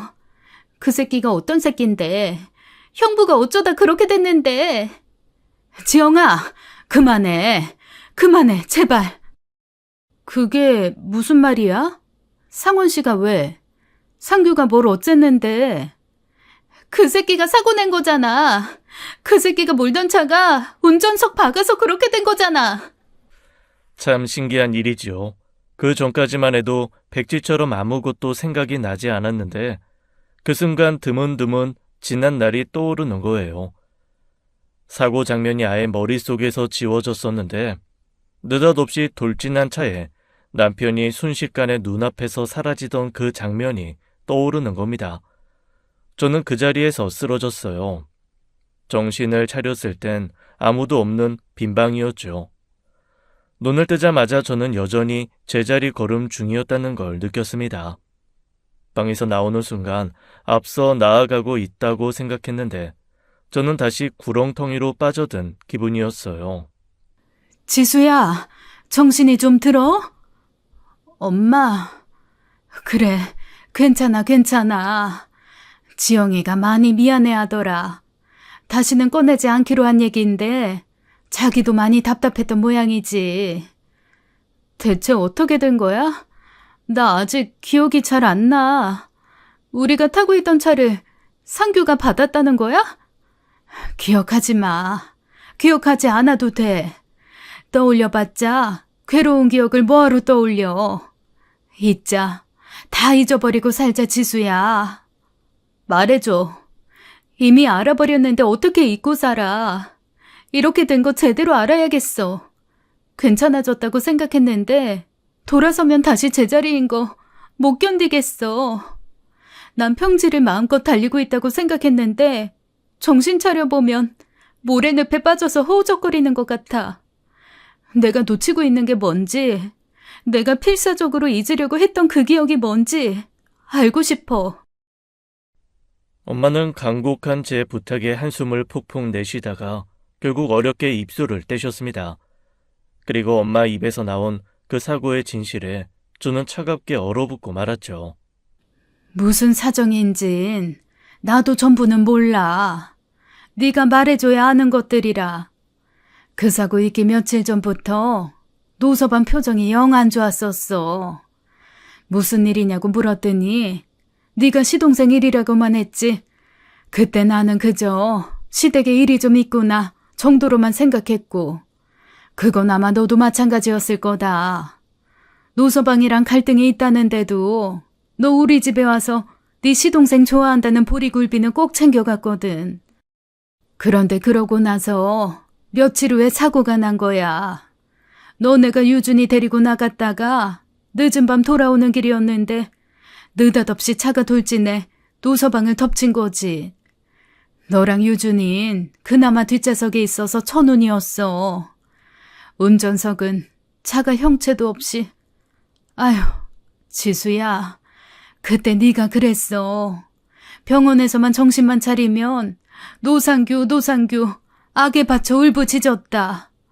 눈만 뜨면 노상규 이름만 불러대고 괴로워하다가 정신 차리길 여러 번이더니 어느 날은 눈을 딱 떴는데 조용한 거야. 사고에 대한 기억이 사라져버린 거지. 그래서 수사가 지지부진해지긴 했지만 우리는 차라리 다행이다 싶었어. 그때 너는 차마 눈 뜨고 못 보겠다 싶은 상태였으니까. 가족들은 제가 기억을 다시 떠올리는 게 두려웠다고 했습니다. 기억이 없는 채로도 남편이 세상을 떠났다는 사실만으로도 반송장처럼 살았는데 사고의 진실을 떠올리는 순간 저마저도 영영 놓칠 것만 같은 두려움이 있었대요. 그래서 그 후로 철저하게 남편의 죽음에 관한 이야기도 하지 않았답니다. 시동생은 당시 면허 취소에 해당하는 음주운전으로 3년을 복역하고 나온 것이었어요. 처음 여동생에게 그 사실을 듣고서는 그 자리에서 기절할 정도로 충격이었는데 이상하게 머리가 맑아지더군요. 안개 속을 걷다 안개가 맑게 거친 초원을 걷는 기분이처럼요. 그러니까 애써 상대하지 마라. 지영이가 그렇게 나오는 데는 다 이유가 있었던 거야. 양심이 있으면 네 앞에 얼굴 못 내밀지. 내밀더라도 바로 무릎 꿇고 용서를 빌어야지. 간 보는 것도 아니고 슬쩍슬쩍 찾아오고 연락해서 안부를 물어? 호랑이가 물어가도 시원찮을 놈. 으휴. 엄마도 다시는 연락을 주고받거나 상대를 하지 말라고 했습니다. 여동생은 다시 찾아올까 두렵다며 여전히 카페 출근도 못하게 했어요. 그런데 제가 하겠다고 했죠. 노상규 그 자식 또 나타날 거야. 언니, 그 자식 그냥 무시할 수 있어? 없잖아. 진짜 설마 언니 앞에 나타날 줄은 꿈에도 몰랐어. 일하고 싶으면 다른 일 알아보자. 내가 지인한테 부탁해서 다른 카페라도. 지영아, 나 괜찮아. 상규 문제는 내가 알아서 할게. 알아서 뭘 어쩔 건데. 그냥 상대하지 말라니까? 그렇다고 내내 숨어만 살아? 내가 왜 숨어야 하는데. 네 형부 그렇게 만든 사람이면 더더욱 그러면 안 되지. 내가 다른 데서 일하면 안 찾아온대? 만나더라도 더 이상 찾아오지 말아라. 양심 없냐? 너 때문에 내 남편 죽었으니 원망 사기 싫으면 머리카락도 보이지 말아라. 그렇게 말할 거야. 그때부터였던 것 같아요. 내가 더는 이렇게 살면 안 되겠구나, 뭐라도 해야겠구나 싶었던 것이요. 기억을 찾고 싶었습니다. 엄마 이야기를 들으면서 자꾸 마음에 걸리던 부분이 있었거든요. 남편과 시동생이 갈등이 있었다는 부분이요. 여동생의 우려에도 다시 카페를 나가기 시작했고, 아니나 다를까 며칠 후 시동생은 다시 모습을 드러냈습니다. 형수, 다시 나왔네요. 혹시나 하고 지나가는 길에 봤는데. 그래. 형수, 왜 그래요? 말 안 해도 이유는 알 것 같은데. 아니야? 형수, 설마 기억이... 왜? 기억 잃고 내 남편 죽인 시동생도 못 알아보고 웃어주니까 좋았어? 형수!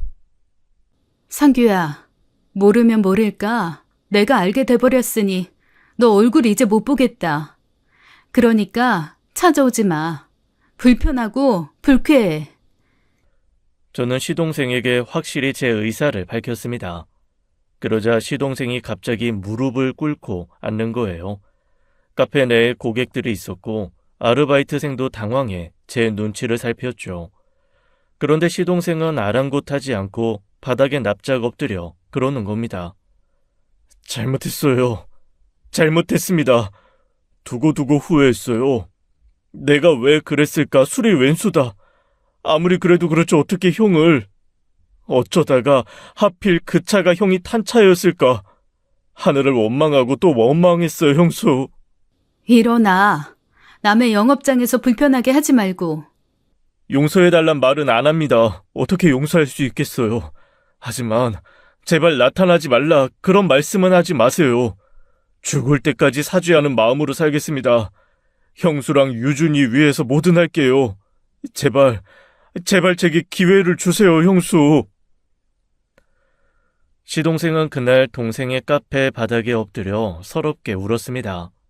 고객들은 뭐라 말도 못하고 숨죽여 눈치를 살피며 지켜보고만 있었죠. 죽도록 미웠습니다. 저 인간만 아니었으면 남편이 저 세상에 가는 일은 없었을 텐데, 세상에 다른 사람도 아니고 술에 취한 동생 차에 저 세상에 가다니 얼마나 원통할까 억장이 무너졌지요. 결국 매장에 엎드려 서럽게 울기만 하는 시동생을 두고 저는 나와버렸어요. 보고 싶지 않았지만 후회와 참회로 가득한 그 눈물을 이해하게 될까봐, 저도 모르게 시동생을 용서하게 될까봐 걱정이 되기도 했거든요.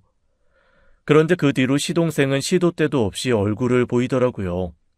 어떻게 알았는지 아들 어린이집까지 나타나 하원시키는 저희 모자 앞에 나타나기도 했습니다. 유준아, 너 유준이야? 정말 많이 컸구나. 상규야, 내가 몇 번을 말해야 알겠어? 나타나지 마. 너 이런다고 해서 달라지는 거 없고 너 용서할 생각도 없어. 그냥 유준이가 보고 싶어서 그래서 왔어요. 얼굴만 좀 보고 싶어서. 형 많이 닮았네요. 네가 정말 뉘우치고 살고 싶으면 그 입에 형은 올리지 말아야지. 유준이만 좀 보면 안 돼요? 나도 좀 살아야죠. 나도 숨통 좀 트이고 살 수 있게 기회 좀 줘요. 유준이한테라도 갚고 살게. 나도 미칠 것 같단 말이에요. 그때였습니다. 아이 하원 시간에 맞춰 나온 엄마가 그 광경을 보고 만 거예요. 엄마는 멀리서 시동생을 알아보고 믿기지 않는다는 듯 황당한 얼굴로 다가왔죠. 자네 사돈 총각 아니야? 어머, 세상에. 여기가 어디라고 나타나? 여기가 어디라고? 사돈 어르신. 당장 안 꺼져? 당장 꺼져. 당장. 다신 우리 애 앞에 나타나지 마. 우리 손주 앞에 나타날 생각 꿈에도 꾸지 마.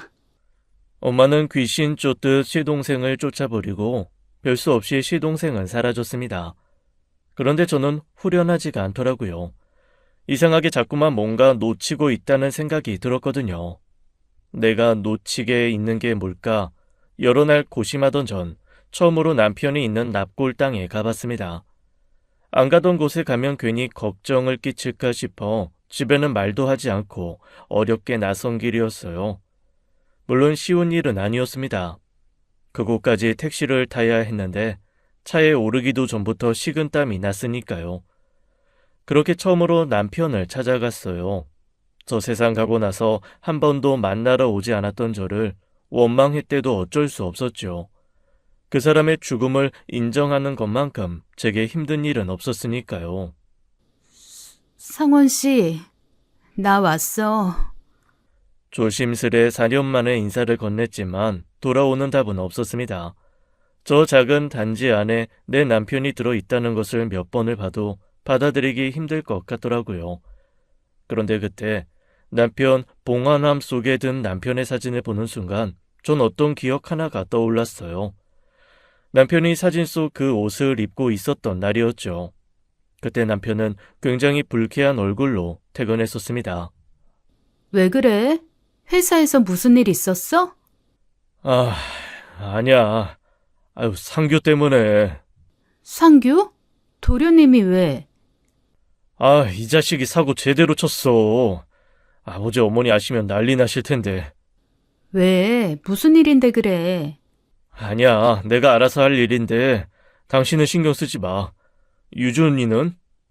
오늘 내내 열이 안 떨어져서 병원 가야 하나 했는데 마침 열이 뚝 떨어져서 잠들었어. 고생했네. 저녁 준비 못했지? 기다려, 내가 해줄게.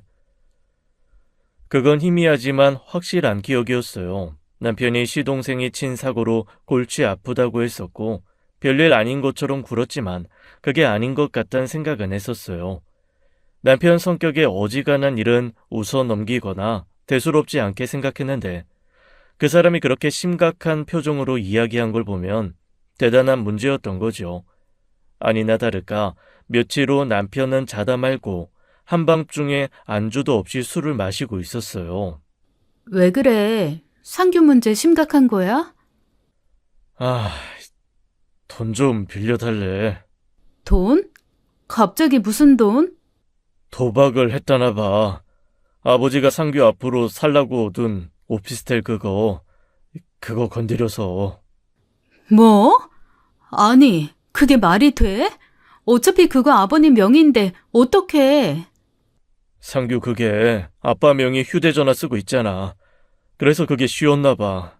나도 잘은 모르는데 원래 그거 팔아서 반씩 나눠 우리 결혼할 때 보태주신다고 한 거. 우리 급한 거 아니라서 그냥 거절했었잖아. 상규 이사 문제도 있고 해서 번거로워서 거절한 건데 이럴 줄 알았으면 받을 걸 그랬어. 아니, 그래서 어쩌자고. 우리가 빌려서 해결할 수 있는 돈도 아니잖아. 말은 한 3천 빌려주면 자기가 어떻게 메꿀 수 있다는데 말이라도 확실히 해주면 모르겠는데 확실히 하지도 않고 다 잃은 것 아닌 것 같아. 3천만 있으면 해결된다는 걸 보면. 뭐? 아니야, 잠깐만. 아무래도 이상하지. 오피스텔에 담보대출까지 받아서 도박을 했는데 그깟 3천으로 해결이 된다고 했다고? 아무래도 이상해. 더 하려고 하는 거 아니야? 왜 도박하는 사람들 한 번만 더 하면 될 것 같고 그래서 더하고 그러다 수렁에 빠진다잖아. 설마 상규 그 자식이 그렇게까지 생각이 없으려고. 아니야, 여보. 일단 주지 말고 잘 달래서 이야기 좀 해봐. 그러다 호미로 막을 거 가래로도 못 막아. 남편은 제 말을 듣고 아무래도 그런 것 같다면서 일단 신중하게 생각해 보겠다고 했었습니다. 그때 기억이 선명하게 떠올랐는데 그 이상은 떠오르지 않더라고요. 그 뒤로 어떻게 됐더라. 그래서 남편이 돈을 해줬던가 안간 힘을 다해 떠올리려 애를 쓰던 중이었죠. 갑자기 전화 벨소리가 울려서 보니 시동생인 거예요. 순간 심장이 쉬지 않고 쿵쾅댔고 사진 속 남편과 눈이 마주친 순간 또 하나의 기억이 떠오르기 시작했습니다. 그건 저에게 온 전화였어요. 형수가 돈 빌려주지 말라고 했어요?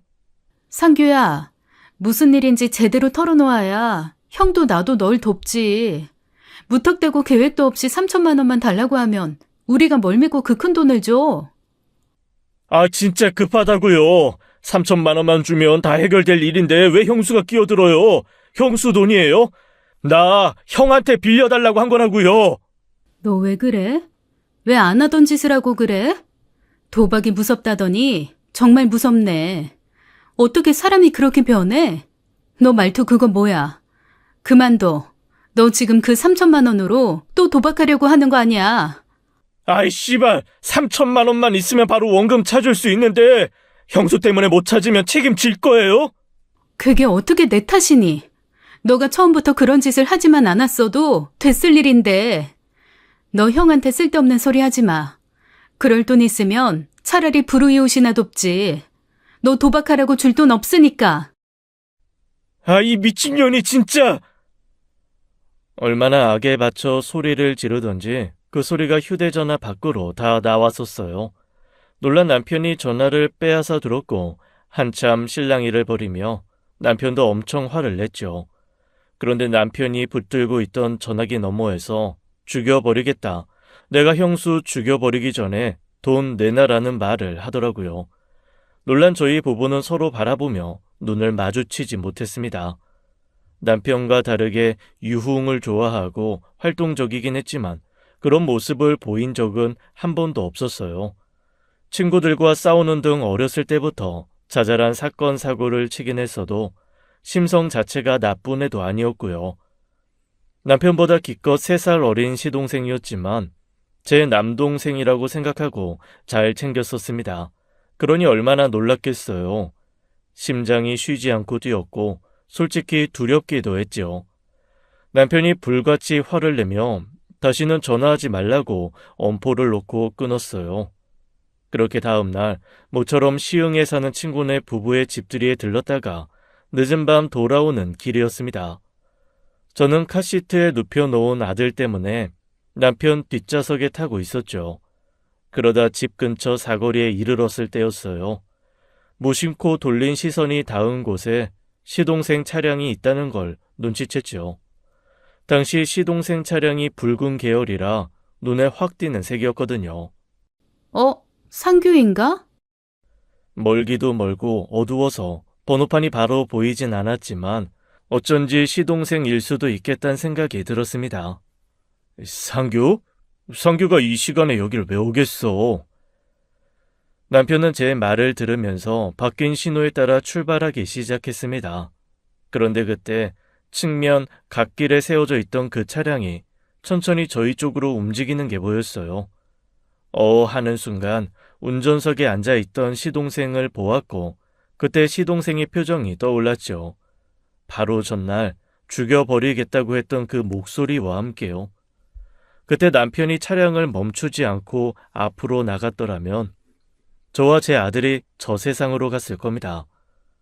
측면으로 차량이 돌진해 온다는 걸 안 순간 남편이 그 자리에서 차량을 멈춰버렸어요. 아무래도 남편 계산으론 앞으로 더 나아가봤자 차량 뒤편을 져서 저와 아들이 위험해질 거라 판단했던 겁니다. 순간의 판단이 미래를 결정한다고 하잖아요. 그 자리에서 멈춰버리는 바람에 시동생의 차량이 남편이 앉아있던 운전석으로 정확하게 때려 박혔던 겁니다. 그 사고 순간이 거짓말처럼 떠오르더라고요. 그러니까 그건 결코 우연에 의한 사고 같은 게 아니었던 거예요. 우발적인 것도 아니었고요. 시동생의 계획된 범죄였던 겁니다. 하나, 시동생이 술에 취해 관가했던 게 있다면 본인 역시 죽을 수도 있었다는 거였던 거예요. 나중에야 알게 되었는데 그 사건으로 시동생도 6주간 병원 신세를 져야 했답니다. 머리를 옆 유리에 크게 박아 그 자리에서 사망한 남편에 비하면 갈비뼈 골절과 뇌출혈은 아무것도 아니었지만요. 그때 재판도 여러 날이 소요되었고 남편이 사망하는 바람에 꼼짝없이 실형을 산 것이었죠. 음주운전 치사상죄로요. 하지만 그건 정말로 실수에 의한 사고일 경우에 해당하는 제목이잖아요. 모든 기억이 되살아나 머리가 어지러질 무렵 전화 벨소리가 끊기고 문자 메시지가 도착했습니다. 형수, 이번 아버지 생일날 유준이 데리고 와요. 오랜만에 다 같이 식사라도 해요. 중으로 온몸에 피가 끓는 기분이 들었습니다. 차라리 아무것도 모른 채 잊고 사는 게 나을 거란 생각이 들 정도로요. 그래서 본능적으로 잊고 살았던 겁니다. 사지를 다 찢어 죽여도 시원찮았으니까요. 음주운전 사망사고로 3년이요. 어림도 없었습니다. 찢어 죽일 수 없다면 평생 감옥에서 썩어야 하는 인간이 벌써 사회에 나와 돌아다니고 있었어요. 그건 분명 계획된 일이었습니다. 우발적인 범죄라고 볼 수도 없었죠. 제가 돈을 빌려주지 않는다고 죽여버리겠다고 분명히 말했으니까요. 확실히 저를 노렸던 범죄였고 적을 죽이려고 했던 사람이 아무렇지 않은 척 내 앞에 나타난 거예요. 시동생의 태도는 진심으로 보기 어려웠습니다. 그럼 애초에 제 앞에 나타나지도 못했을 거예요. 좀 고민 끝에 그 시아버님 생신 식사 자리에 참석했죠. 뭐라도 해야겠다는 생각이 들었거든요. 여기까진 안 와도 되는데 제가 어떻게? 상규가 초대를 해서요. 상규가? 괜한 짓을 했구나. 안 그래도 힘든 사람을. 제발 정신 좀 차리고 살라던 아버님께서는 어쩐지 쩔쩔매고 계셨습니다. 아마 저희 엄마로부터 제가 사고 전말을 알게 됐다는 소식을 들었을 거예요. 아무리 큰 아들을 죽게 만든 사람이어도 아들은 아들이라고 남은 자식 하나 챙겨보려고 하는 것 같았습니다. 물론 두 분도 사고 전말을 100% 알고 계신 건 아니었어요. 엄마 말로는 당시 오피스텔 도박건으로 괴로워하던 시동생이 술을 마시고 사고를 냈고 하필 그때 우연히 저희가 타고 있던 차량을 박아 사고가 난 것으로 결론이 났다고 하더라고요. 누가 봐도 이상한 것 투성이었는데 작은 아들이라도 살려보려던 시부모의 잘못된 사랑과 저라도 살려보겠다고 애간장을 녹이던 저희 부모님의 조바심이 그런 결론을 내게 한 거였습니다. 제가 사고에 대한 그 어떤 증언을 할 수도 없는 상황이었으니까요. 식사는 잘했어요. 유준이도 데리고 오라니까 왜 안 데리고 왔어요? 열이 좀 있어서. 애들은 자주 아프다더라고요. 응. 근데 형수, 어? 그때 썼던 핸드폰 있잖아요. 사고 전에. 그거 아직도 가지고 있어요? 순간 전 그 핸드폰이 아주 중요한 사건의 키 역할을 할 거란 확신이 들었습니다. 물론 조바심이 이를 그르치게 하곤 하는데 시동생은 마음을 졸이다 실수를 한 거였어요. 제가 전혀 생각하지 못한 것을 떠올리게 했거든요. 핸드폰? 글쎄, 없을 거야. 사고 나면서 망가졌다고 아버지가 바꿔왔거든. 근데 왜? 뭐 중요한 거라도 있나? 그래요? 그때 있잖아요. 사고 나기 1년 전쯤인가. 형수 유준이 뱃속에 가졌을 때 다 같이 근처 계곡 가서 찍은 사진. 그게 나한테 없더라고요. 있으면 좀 보내달라고 하려고 했지. 나도 그 사진은 없네. 전에 핸드폰에만 넣어놨어서. 아쉽네요. 신경 쓰지 말아요. 그냥 그때 형이랑 되게 재밌었던 기억이 있어서. 저는 집에 돌아오자마자 휴대전화를 찾았습니다. 망가져서 바꾼 게 아니라 그 휴대전화 속에 남편 사진이 너무 많아서 바꾼 거였어요. 보고 싶지 않은데 자꾸 사진첩에 들어가 남편 사진 들여다보고 울게 되는 게 싫었거든요. 그래서 휴대전화를 바꾸고는 사진 한 장도 찍지 않고 지내 4년이 지났는데도 지금 휴대전화가 새 것처럼 말짱했죠. 충전을 시키고 저는 차분하게 휴대전화 속 기록을 훑었습니다. 그리고 제 예상대로 그때 시동생과 했던 통화 녹음이 그대로 남아있었죠. 이씨 미친년이 진짜? 야, 네가 뭔데? 네가 뭔데 나서서 지랄이야? 형수, 이러지 맙시다.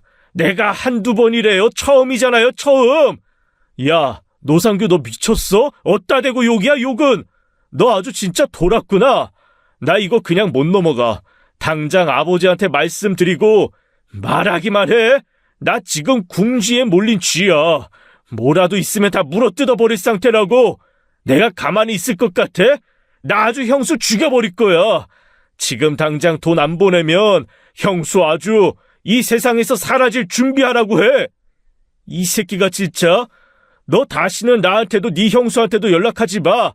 한 번만 더 연락해봐. 어디 나는 뭐 가만히 있을 줄 알아?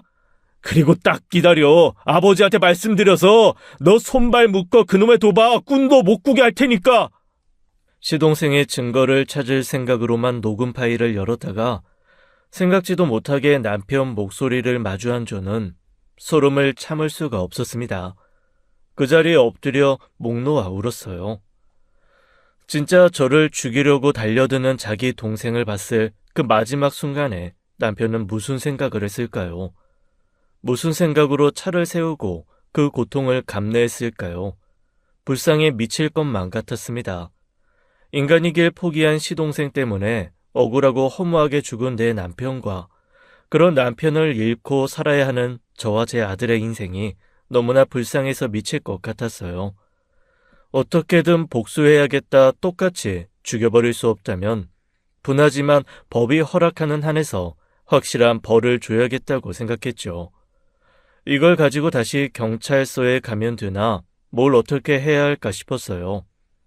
다행히 제가 전혀 조사를 받을 수 없는 상황이다 보니 당시 사건은 시동생의 음주운전 치상죄만 다뤄줬습니다. 그러니 제가 다시 살인죄를 물어 집어넣을 수 있는 상황이 된 거였어요. 그런데 그로부터 며칠 후 시동생이 찾아온 겁니다. 아이를 등원시키고 돌아오는 길에 마주친 거예요. 오늘 형수랑 가고 싶은 곳이 있어서요. 어디? 형한테요. 형한테. 형수랑 같이 가서 용서 빌고 싶은데 같이 가줄래요? 그런 거라면 너 혼자 가도 되잖아. 형수라도 데려가야 형이 날 좀 더 예쁘게 봐줄까 싶어서. 지푸라기라도 잡고 싶어 그래요. 시동생 말에 저는 잠시 고민하다 준비하고 내려오겠다고 했습니다. 시동생은 잠자코 기다렸고 우린 그렇게 한 차를 타고 남편이 있는 곳으로 향했죠. 그때 저는 호랑이 입속으로 들어간 기분으로 조수석에 앉아 있었어요. 한참 아무 말 없이 달리던 시동생이 갑자기 다른 쪽으로 방향을 틀더군요. 이 길 아니잖아. 형한테 가기 전에 잠시 드라이브라도 할까 해서. 그럴 시간 없어. 근데요, 형수. 그때 형수가 했던 말이 좀 걸려서 궁금한 게 있거든요. 그때 내가 형수 핸드폰 찾았을 때요. 중요한 거라도 있냐고 물었잖아요. 무슨 의미로 한 말이에요?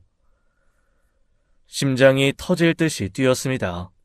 그때 시동생이 제게 섣불리 지난 핸드폰에 대한 이야기를 해서 실수한 것처럼 저도 시동생의 목적을 간파하고 있었다는 신호를 보낸 셈이었어요.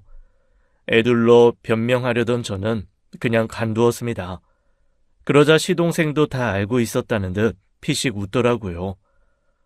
형수, 저요. 3년 동안 진짜 힘들었거든요. 근데 또 뭐 한편으로는 편하기도 했어요. 그때 내가 딱 중독이 되던 차라 뭐 어떻게든 감방 한번 가긴 갔었을 것 같기도 하고. 근데요, 내가 진짜 억울한 건 하나 있어요. 그때 진짜 대박 찬스였거든.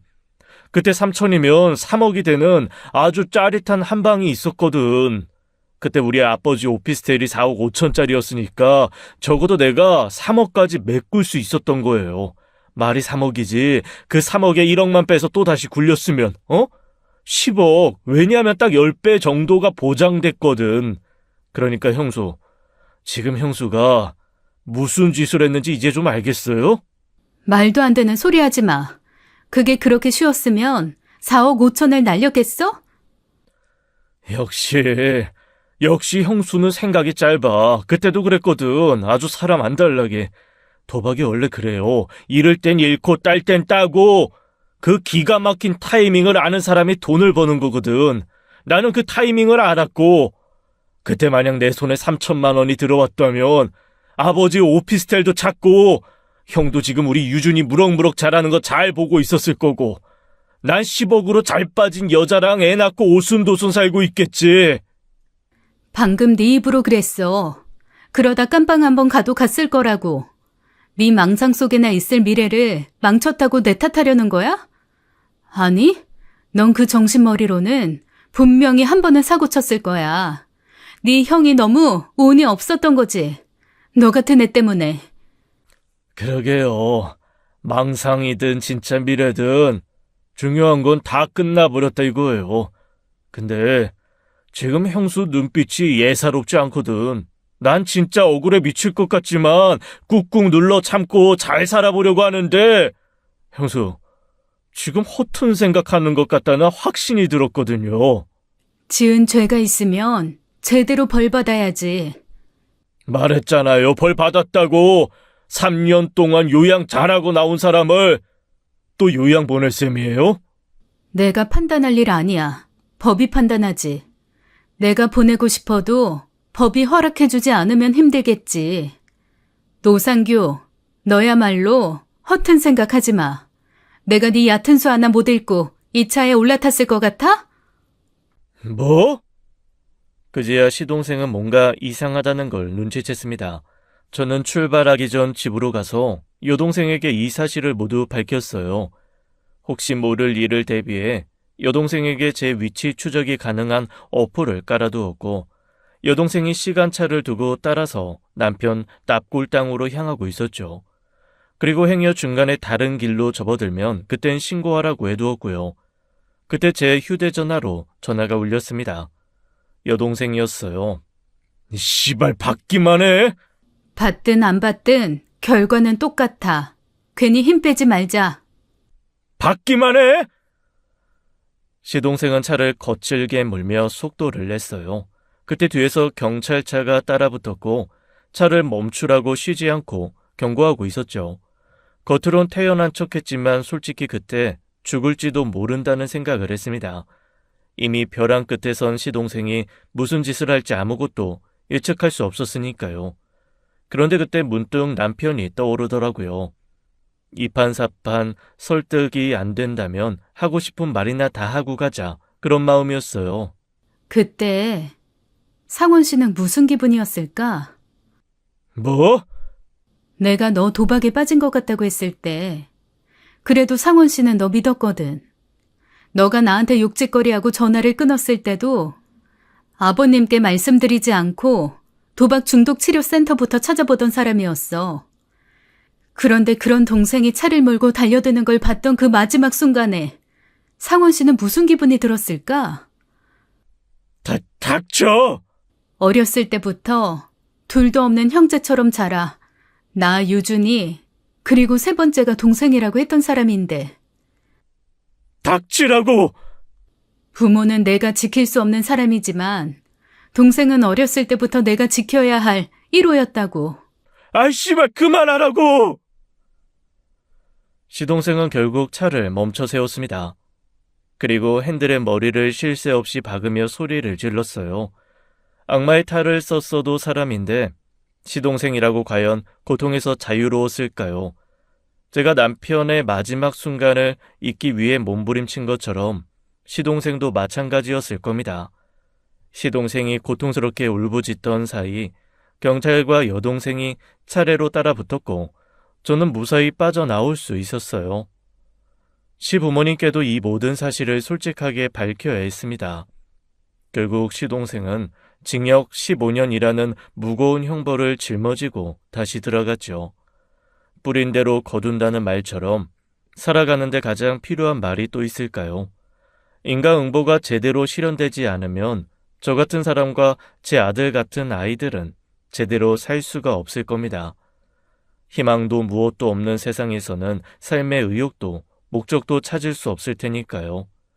신기하게도 법적 공방이 완전히 끝난 지금 저는 불면증도 사라졌고 공황 증세도 많이 호전되었어요. 약을 먹지 않아도 우울감을 덜 느끼게 되었고 외출할 때에도 크게 어려움이 없습니다. 마주하지 않고 잊어버리려 했던 시간이 저를 더 힘들게 한 게 아닌가 싶어요. 누군가 복수는 또 다른 복수를 불러온다고 했지만 비로소 복수가 끝나고 나서야 저는 부모님의 딸로서, 여동생에게 언니로서, 그리고 아들에게는 엄마로서 설 수 있게 되었어요. 4년을 주저한 만큼 앞으로 나아가기 위해서 더 많은 준비가 필요하지만 이제는 비로소 앞으로 나아가 보려고요. 저를 보호하기 위해 마지막 순간에 최선을 다한 남편을 위해서라도 꼭 그럴 거예요. 지금까지 사연 읽어주는 남녀였습니다. 끝까지 함께 해주신 여러분 감사드리며 저희는 다음 사연으로 돌아올게요. 감사합니다.